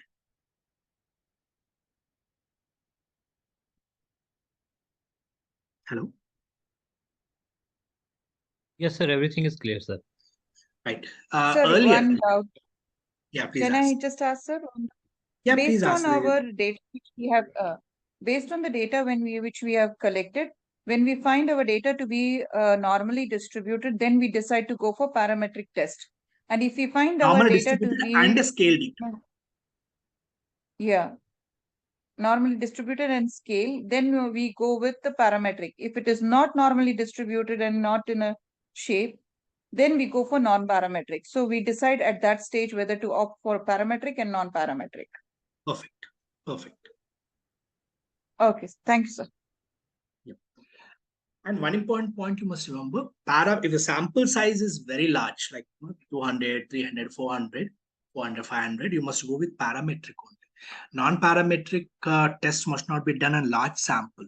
In case you are having 600, 700 sample size, you must not do non-parametric test. If you go to library, university libraries and see 10 years, 15 years back research, except chi-square test, you don't get any non-parametric test.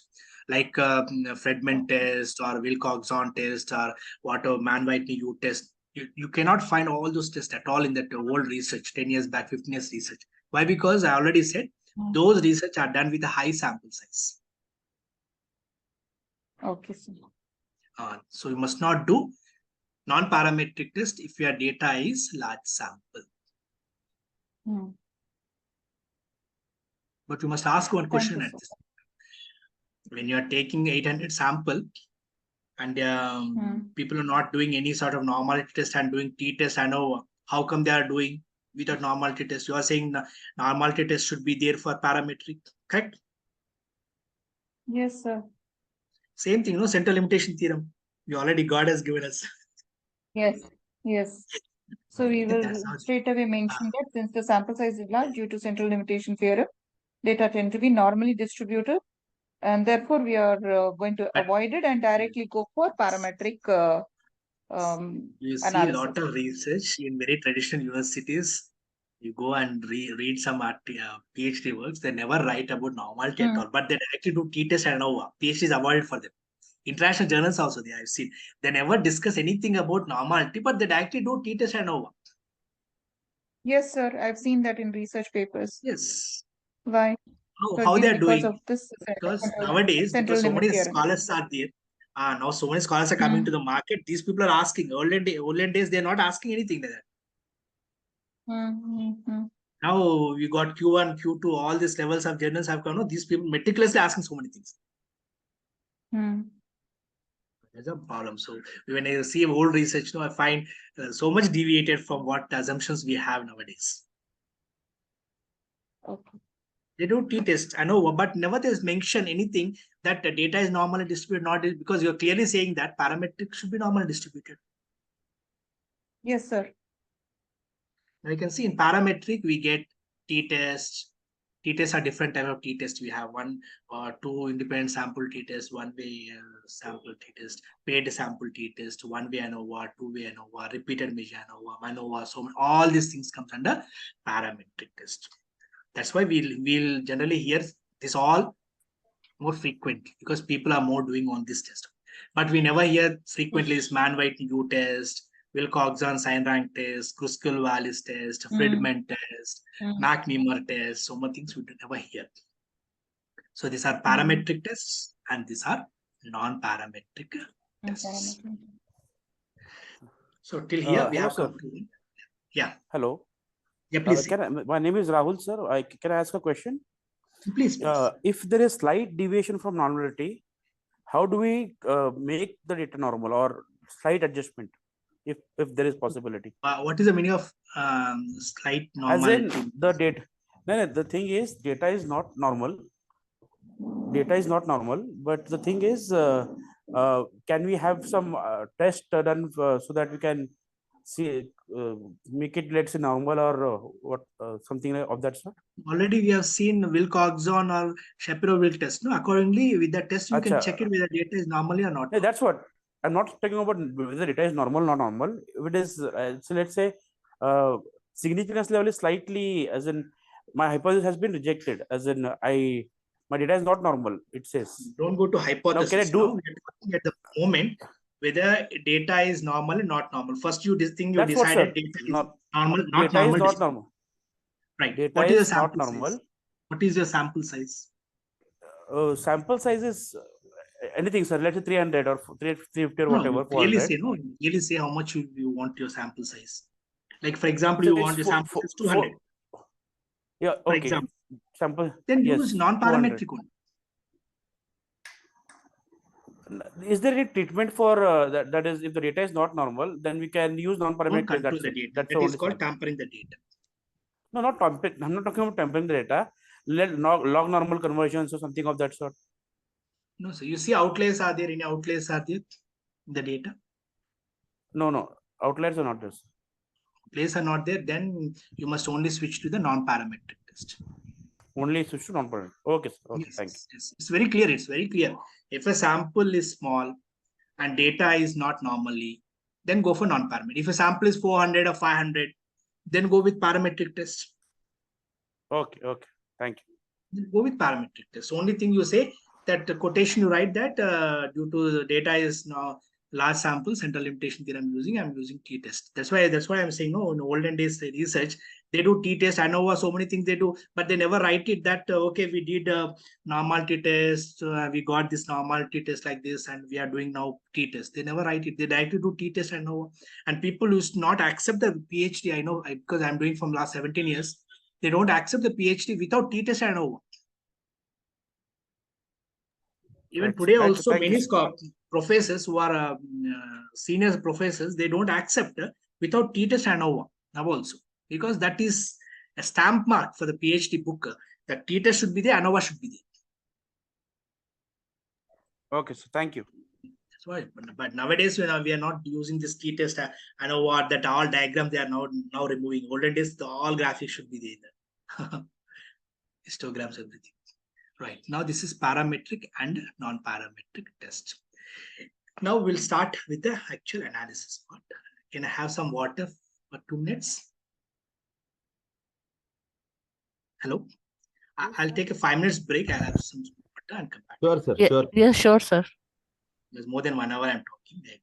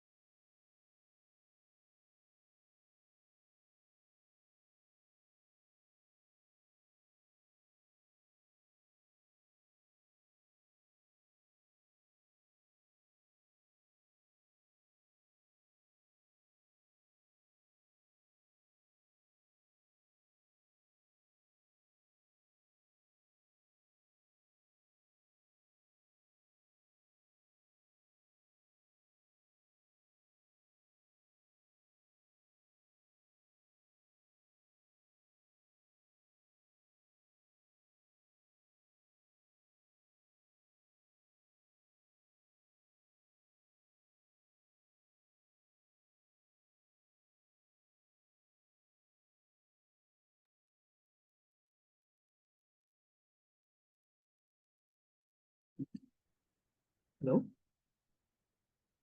Yes, sir, we are here. Yeah. Shall we go ahead? Yeah. Yes, sir. So we'll talk about one sample t-test. Now from here, after discussing parametric test and non-parametric test, we'll talk about one sample t-test. Now we have a null hypothesis. There is no significant difference between assumed mean to actual mean. Oh, okay. First thing we need to discuss is when one sample t-test must be done. When you're trying to understand the distribution or the analysis for only a single variable, for example, final marks, I'm making assumption that the mean value of this final marks is 40. Okay, we want to check whether that is correct or not. To do that one, we do one sample t-test. So one sample t-test is done only on one variable. When you talk about two sample, we are going to take two variables like gender and final marks. Okay, so in this case, we are going to do one sample t-test. One sample t-test is done for only one sample where we have assumption on the distribution of the data. Like for example, here we have assumption. There is no significant difference between assumed mean and actual mean. When you calculate, we know the actual mean. Now I am assuming the mean to be, yeah. When we, let's say data, like I'm from finance, when we have data, when we are looking at returns over 2 years and we just compare 1 year against another year. No, that So is then two we have sample. to use, That is two sample. oh, it's two sample, is it? There's a paid. That is also paid. In that two also there's a paid. Why? Because you are comparing 1 year with the next year, right? Yes. But for example, generally we say in general example, when you're printing books, okay, we expect that in a book only 5 mistakes are done. Okay, we take some 100 books and we'll see that one. What is actual mistakes, number of mistakes done. So we are trying to say that there is no significant difference between assumed mean and actual mean. This is what we expect and what is actual. When you want to do this one, we use one sample. But in your case, when you say finance and when you say 2 years, it is paid sample t-test. Okay. Thank you. Year-wise you are doing, right? Before, like I'm before comparing the 1 year against other year, saying if there is any return difference in returns. Yeah, when you want to compare same company, for example, we have 50 companies are there. And you're comparing 2022 with the 2023. Right? Yes. Then it's a paid sample t-test. Because same 50 companies in 2022 you have data and you have in 2023 also you have data. Performance. Okay, thank you, sir. Yeah. But in one sample, we'll take only one data and we keep an assumption. We have an assumption and system will check what is actual. And system is going to decide whether that difference is significant or not significant. This is called one sample t-test. The null hypothesis, there is no significant difference between assumed mean and actual mean. For example, in this case, final marks, I'm assuming the mean marks are 40. Okay, let us write the null hypothesis saying the same thing here already shown. The null hypothesis, there is no significant difference between assumed mean and actual mean. Let me do the analysis. Analyze, compare mean. In compare mean, one sample t-test. In one sample t-test, we'll take final marks. And in this final marks, test value, we are keeping as 40. Let me take 45. 40 may be minimum one. So this is the mean. Assumed mean is 45. If I click OK, now we get the test. So assumed is 40, but actual mean is how much? 61.48. 61.48. This is the actual mean. So now we can find there is a difference between assumed mean and actual mean. You can see the values here. Yeah, test values. I think here it's I know. Come this one. Hello. Yeah. So there is a small black thing in front of your screen. The results are not able to see. That is a Zoom menu. So that is, I know how to minimize that. When you touch the cursor, it is coming up. Sir, Can you you can hide that? Before sir, that, just scroll it up, sir, so that it is visible. only touch. Just a moment. I do that.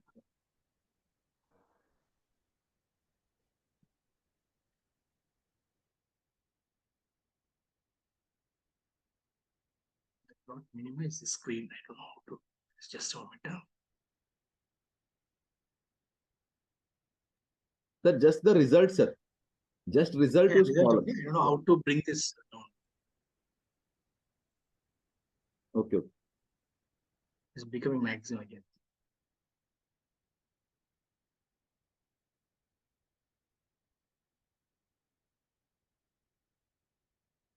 Yeah, I think you can see this one.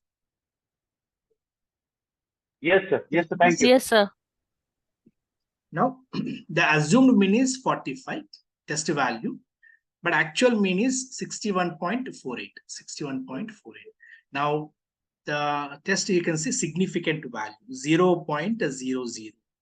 If the significant value is less than 0.05, we reject the null hypothesis.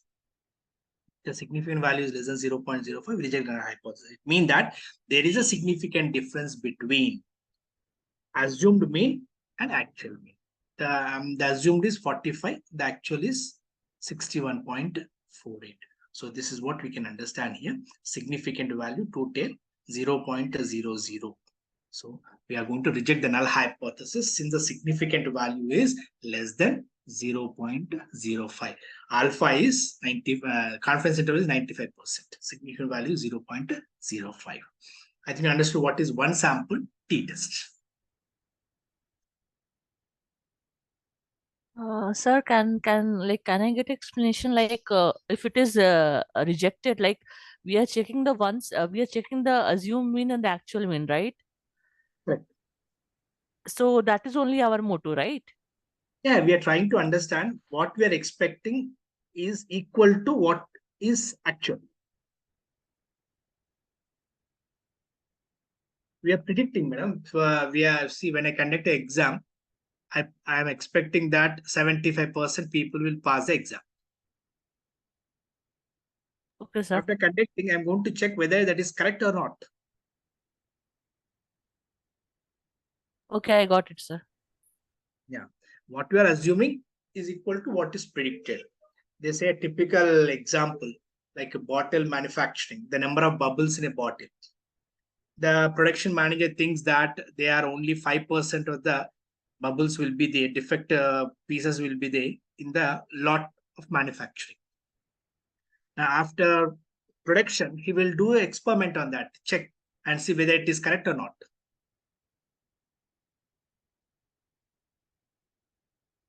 So in that case, we use one sample t-test. One sample is to check whether assumed and actual are equal or not. And if the significant value is less than 0.05, we reject the null hypothesis. Else, we accept the null hypothesis. Now, coming to two independent sample t-test. One important point, t-test is a parametric test. And the variable which are using should be a scale data and should be normally distributed if it is a small sample. Right. Now, coming to two independent sample t-test. When we use this test is when we have two variables, the word you can see two. Okay. For example, I want to check whether there is any significant difference between gender towards final marks. Gender towards final marks. So here in this case, how many variables I have? Two variables. Now in this, which is a dependent and which is independent? Hello, which is dependent, Gender which is is independent? Final marks is dependent. Correct. And gender is independent. Now in this case, the dependent variable should be scale data and dependent variable should be normal, not the independent variable. So we have all the conditions on the dependent variable only. not on the independent variable. So dependent variable should be scale data. Dependent variable should be normally distributed. Independent variable can be nominal data, but not scale data. That is one important point. Independent variable should not be scale data. It should be categorical. I'll show you some tests how we are going to do this test. Just a moment. I have a list of tests. Just make it. Here you can see here. Independent variable, dependent variable. Just now we have seen final marks are a dependent variable. They must be scale data. ND means normally distributed. Then we are going to do two independent sample t-test. Dependent variable, gender. Type is nominal. Exactly two levels. What is two levels? In that gender, we have male and female. We have male and female levels. And these male and female variables are independent. What is the meaning of independent?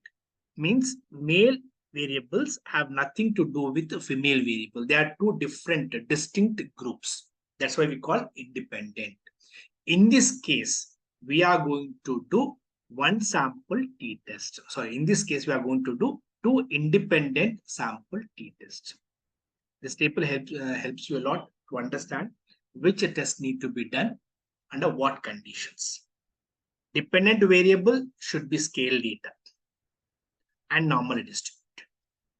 But independent variable should be nominal data or categorical data and exactly two levels, like male and female, our case. And they are independent groups. What is the meaning of independent? Groups should be distinct. They must not have any dependency. Two separate groups. In that case, we are going to do two independent sample t-test. In case, if the nature of the data is a dependent, for So one small example, doubt.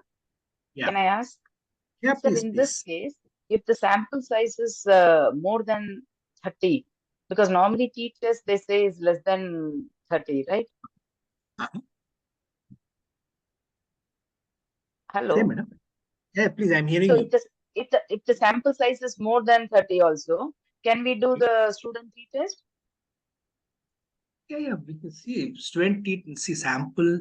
That's what you understand. Large sample means 400, 500, madam. So on that also Not t-test can be done. You see, we are saying central limitation theorem. You want to take the advantage of central limitation theorem, right? Okay.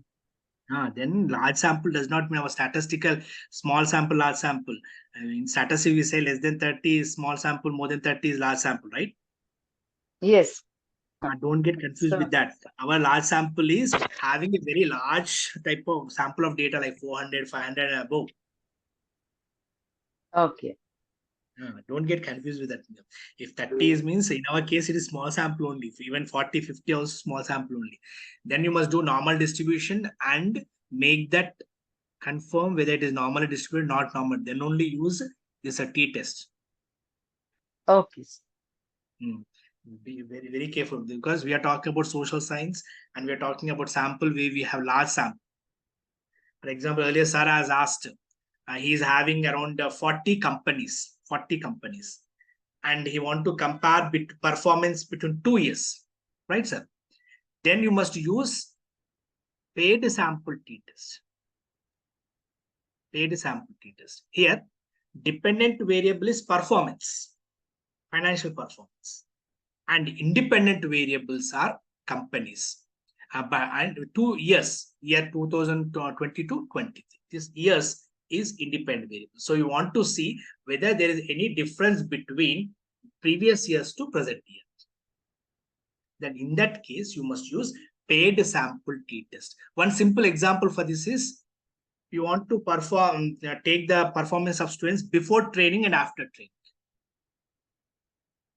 Before and after. Student performance is dependent variable. And before and after, that is a variable. That is independent variable.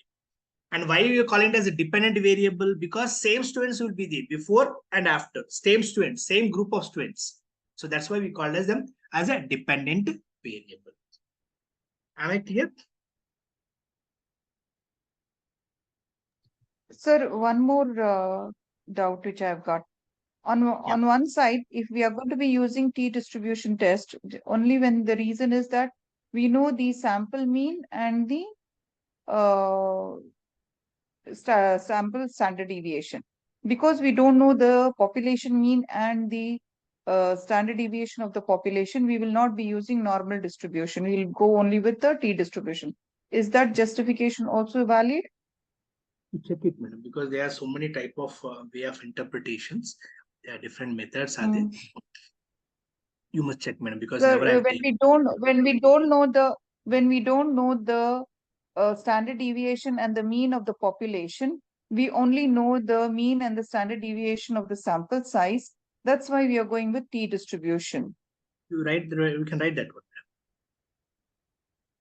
Okay. You can take that. Okay. Right. Now we are talking about a paid t-test. Okay. In paid t-test, dependent variable is scale data, normally distributed, but independent variable, we have nominal two levels which are independent. And I'm coming to ANOVA. In ANOVA, again, we have dependent variable, which is one variable. Type of the data is scale, normally distributed. But in independent, we'll have more than two levels. If you have exactly two levels, we do two independent sample t-test. If the levels are more than two, then we are going to use ANOVA test, one way ANOVA test. Like we are comparing for age groups, less than 20, 22, 50, and 50 and above. Three groups you are comparing. In that case, you must do ANOVA test. But you are creating only two groups, less than 50 years and more than 50 years. Then you must use again t-test. So t-test should be used only when we have only two levels. If you have more than two levels, then you must use one-way ANOVA test. And if these levels are dependent, then you must use a repeated measure ANOVA. So this here we have discussed only four type of tests we have discussed. And coming to non-parametric method, we have, in case if your data is not normally distributed for two independent sample t-test, then you must use Mann-Whitney test. If paid t-test you are doing, but data is not normally distributed, then you must use the Wilcoxon sign rank test you must use. When you want to use ANOVA test, but data is not normally distributed, it is a scale data, then you must use Kruskal-Wallis test. And the repeated measure ANOVA you want to use, but the data is not normally distributed, then you must use Friedman test. You must use Friedman test. So in this way, the test will change basing on the data type, measurement type, and whether data is normally distributed or not normally distributed. So we have seen one sample t-test. I have another question. Yeah, please. In the case, let's say we're comparing 50 companies with for 2 years, like only let's in this case, I have only 15 companies, but I have taken mean of whole year returns. And is 15 now will be considered a small sample? 15 is small sample. Okay, even though I considered whole year average returns and I'm comparing it. Yeah, see, only say a sample size, you see how many companies are there, you're comparing data. Okay. If you write in the SPSS, these are the sample, right? How many levels? Okay. You have 15, only 15 data you'll be having here. Then it is small sample. Okay, otherwise then I can put the daily data inside this instead of taking mean. You must see the data and decide that one. Okay. Right. Now we already discussed one sample t-test. Now we'll discuss about two independent sample t-tests. Now here, if you want to make a hypothesis, there is no significant difference between male and female towards final marks. Then we must use two independent sample t-test. Here condition already I said, dependent variable is scale data expecting to be normally distributed. Gender is independent variable with exactly two levels, and independent variable is categorical. Then only we can use this two independent sample t-test. So let me do the analysis. Analyze in this compare mean within this independent sample t-test. Right. Now in this, first we must select final data, which is called test variable, nothing but dependent variable, and gender grouping variable. Grouping variable, which is nothing but independent variable in our case. So define group, we have exactly two levels, 1 and 2. Click continue. Now we can go to options. There's nothing to do here, 95% confidence interval. Here we can select this one, exclude cases list-wise or exclude cases analysis by analysis. In the missing data, I explained you. Like you can go with the list-wise deletion or analysis by analysis, pairwise deletion. Means if for the test of how many samples I'm using, final data and gender I'm using, only for these two variable missing data are ignored, then it is called as exclude cases analysis by analysis. Exclude cases list-wise means total whatever missing data will be removed. So at the moment we don't need, it is by default exclude cases analysis by analysis. Missing data will be excluded. Now click continue. Once I click continue, we're in the output screen. Here you can see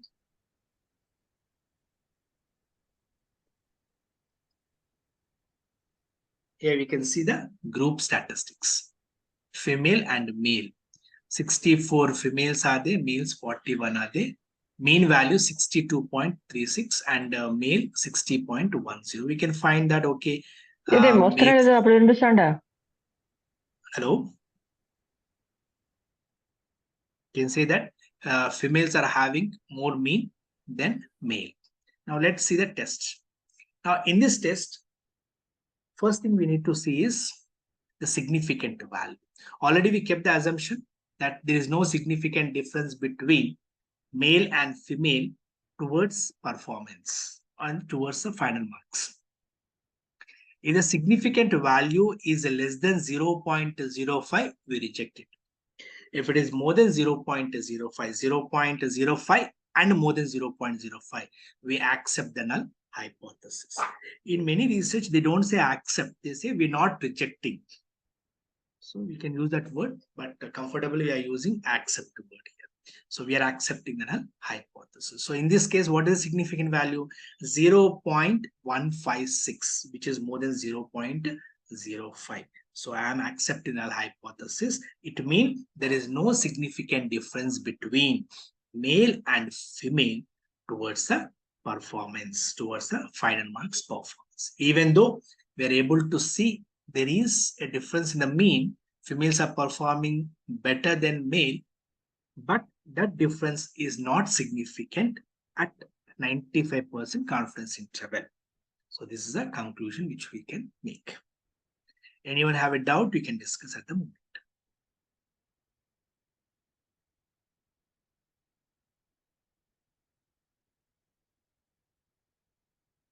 Hello? Yes, sir. They are here. Sir, Can we go ahead? sir, I have a question. Yeah, please. Can you hear me, sir? I can hear you. Sir, what is this Levine's test written I'll just below this discuss. independent sample test? I'll discuss.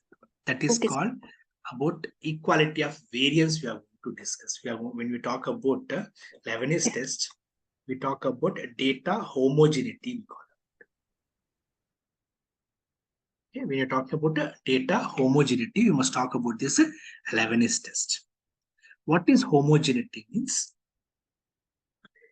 is the data means equal? You can see the assumption. Equal variance assumed between male and female groups.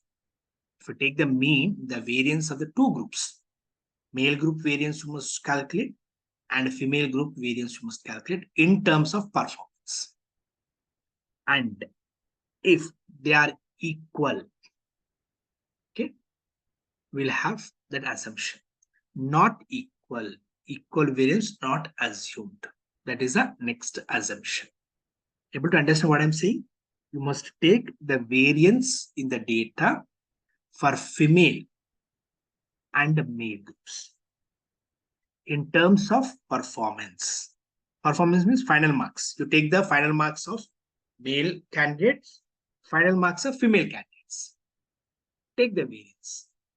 If the variance is equal, it's called homogeneity.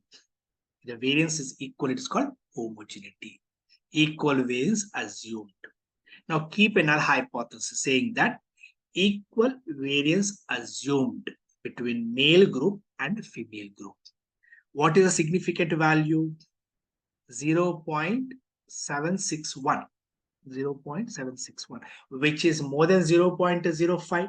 So we are accepting it. It means to say that there is an equal variance between the groups, male group and female. This is called Leibniz test. Leibniz test for equality of variance. It is called homogeneity test. We are trying to understand the variance between the groups. And the assumption is, it is clearly written here, equals equal variance assumed. Equal variance assumed. Right? The null hypothesis saying that equal variance assumed. Significant value you need to observe. 0.761, which is more than 0.05. It means we accept that there is homogeneity in the groups. It means to say equal variance is there between male and female groups in terms of the final marks. This is called equal variance assumed homogeneity test. This is also called as Leibniz test for equality of variance. Leibniz test for equality of variance. And one important point, if this is accepted, you must see this value, significant value. In case if this value is rejected, imagine that this value in here we got 0.761. Imagine it is less than 0.05. Then you must take this value, next value, that is 0.165 you must take. You must take 0.165. But in this case, I was quoting earlier also 0.156. Why? Because there is an equal variance assumed. This is accepted. If this is accepted, you need to see the same row. This value must be selected. If this is rejected, then you must select this value. This value must be noted in the interpretation. Now, at the moment, using Leibniz test of equality of variance, significant value is accepted. Yes, data is equally distributed. Is the doubt clear, madam? Yes, sir. Yeah. We need to do this Leibniz test and decide which value should be taken. In this case, we are taking this value. So this is two independent sample t-tests. We have a lot of cases are there in this. I've given you a lot of data. You can select a different data and do that one. Not only grades, we have different data I've shared. You go through it, because if it is offline, no, if I'm seeing you and there, I can give you some cases and I've asked you to do that analysis and show to me. But here this is online, we don't have that opportunity. Okay, so many cases I've kept here, like your demo data also you can take, and final data set. Let me open this.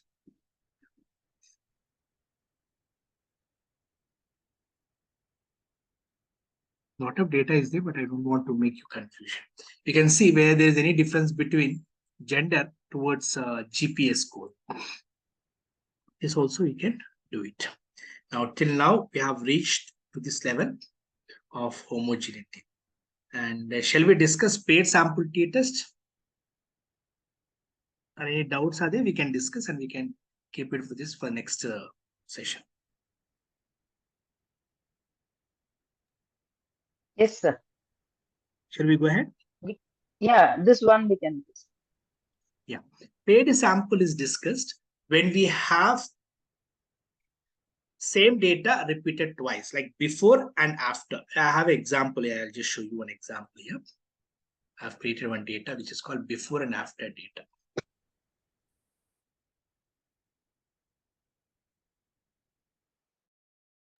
Sir,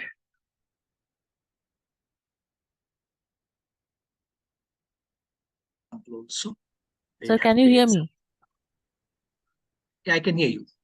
Sir, can we have if it is possible, like one small case study, like discussion, like how we can use the things, if it is possible. I'm showing the same thing. I'm explaining you how to do two independent sample t-tests in which Yeah, case. yeah, yes, sir, yes, sir. Yeah, so And, with cases and all, like you will, like for example, you're explaining with cases, no, like it is good, sir. Like practical cases you're explaining. So more on Yeah. that, sir. Same, madam. Same. This actually are data which is I created, but from the practical cases only. Yeah, so that's good. I mean to say that we have to explain more practical cases as you are explaining, sir. Like if it is Correct. more, it is good. Correct. Right. Now see this case where we have paid sample t-test file. You can use this file where we have before training marks and after training marks. We have two variables are here. Okay, performance of students before training and after training. Now, in this case, you must use a paid sample t-test. Paid. Why it is paid? Because you can see, imagine this is a roll number, student number 1. Before marks are there and after marks. Same student's marks are taken twice. Right? And just hold on, let me pick this. Yeah, you can see student 56. Before training, he got 38 marks, and after training, 25 marks. Okay, and you can see student number 50. Before training, 35, and after training, 39 marks he got. Now, we want to see where there is any difference between before training and after training. You must do paid sample t-test. Paid sample t-test. Now, one scholar was doing, is there any difference in stress levels of employees before training and after training? And I did a PhD at Corona time. One scholar from North India, she want to test. She has given a yoga training for medical nurses, and that after before yoga training, what was the stress level at Corona time it was, and after training for 1 week, what was the stress levels. So she has tested before and after.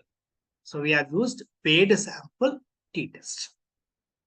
Okay, here for simple case, we have taken before training and after training we have taken. Now analyze.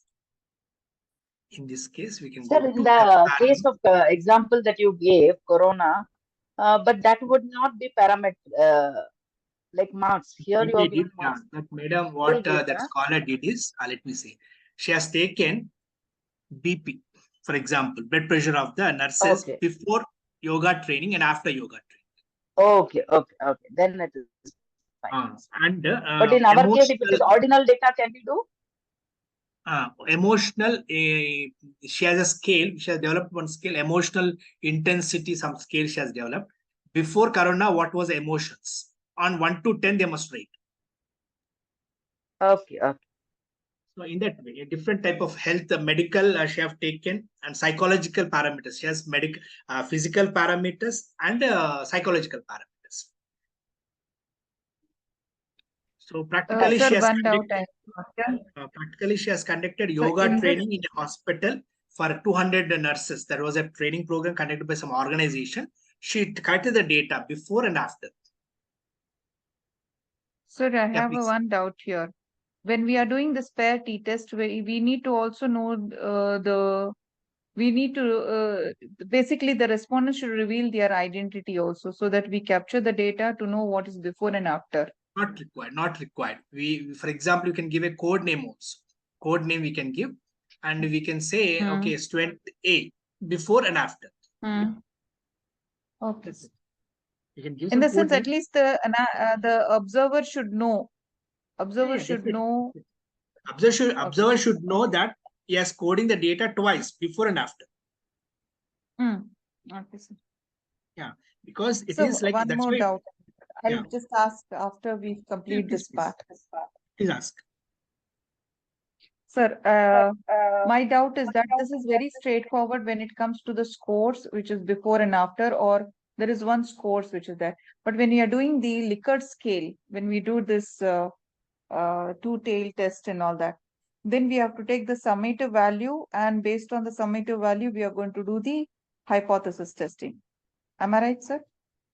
And here one thing, you're talking about variables, right? Because so here we are not yeah, bothered when it is whether you have submitted or you got a variable by any way. It should be a scale data. okay. It should be a scale data, and it should be taken from the same respondents before and after, or in a time lapse. Okay. The data should be scale data. That is important. Whether it is submitted or you have taken directly from some other scale, that does not matter for us. Okay. Now, compare me. In compare me, paid sample test. And you can see system here, when you do analysis, you can understand that system is taking them simultaneously. From one pair, it's a pair before and after. It's taken together. Right. So before and after. And you must keep a null hypothesis saying that there is no significant difference between before training marks and after training marks. There is no significant difference between before training marks and after training marks. No difference. There's a null hypothesis. At 95% confidence interval, significant value is 0.05. Click OK. Now you can see before training, the mean marks is 30.07.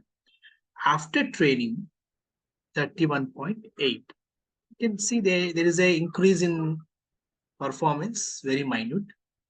So let us see the paid sample t-test significant value.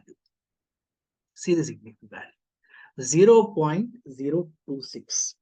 Since the significant value is less than 0.05, we are rejecting the null hypothesis. It means there is a significant difference between before training to after training. Conclusion, the training was effective.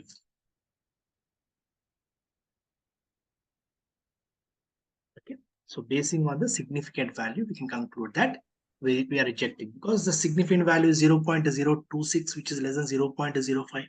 So reject the null hypothesis. Reject in the sense there's a difference. The training is effective. Why I'm saying effective? Because before marks are 30.07, but after marks are 31.88. So there is an increase in performance of marks. So training was effective in So increasing the marks. From the paired sample t-test, we can only infer that there is a difference in the training. Yes. And whether the training was positively different or negative difference, that we see from the mean, right? Correct. Once it is significant, basing on the values, we can interpret it, whether it is positive or negative. So for that mean value only we need to just. Yeah, correct. Yeah, in this case, you are saying before training what was the marks, and after training we are seeing the marks, and we are now inferring, saying that okay, there is an increase in marks, so it should be a positive.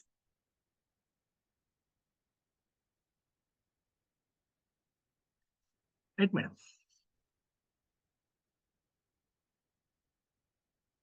So we'll conclude here, and next session we'll start with the chi-square test, and we will discuss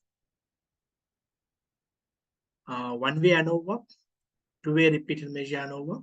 So one-way repeated measure ANOVA, two-way ANOVA, MANOVA. We'll discuss about correlation, linear regression, and multinomial logistic regression, binary logistic regression, or ordinal logistic regression. If time permits, we'll discuss all the assumptions that need to be satisfied for this doing this regression analysis.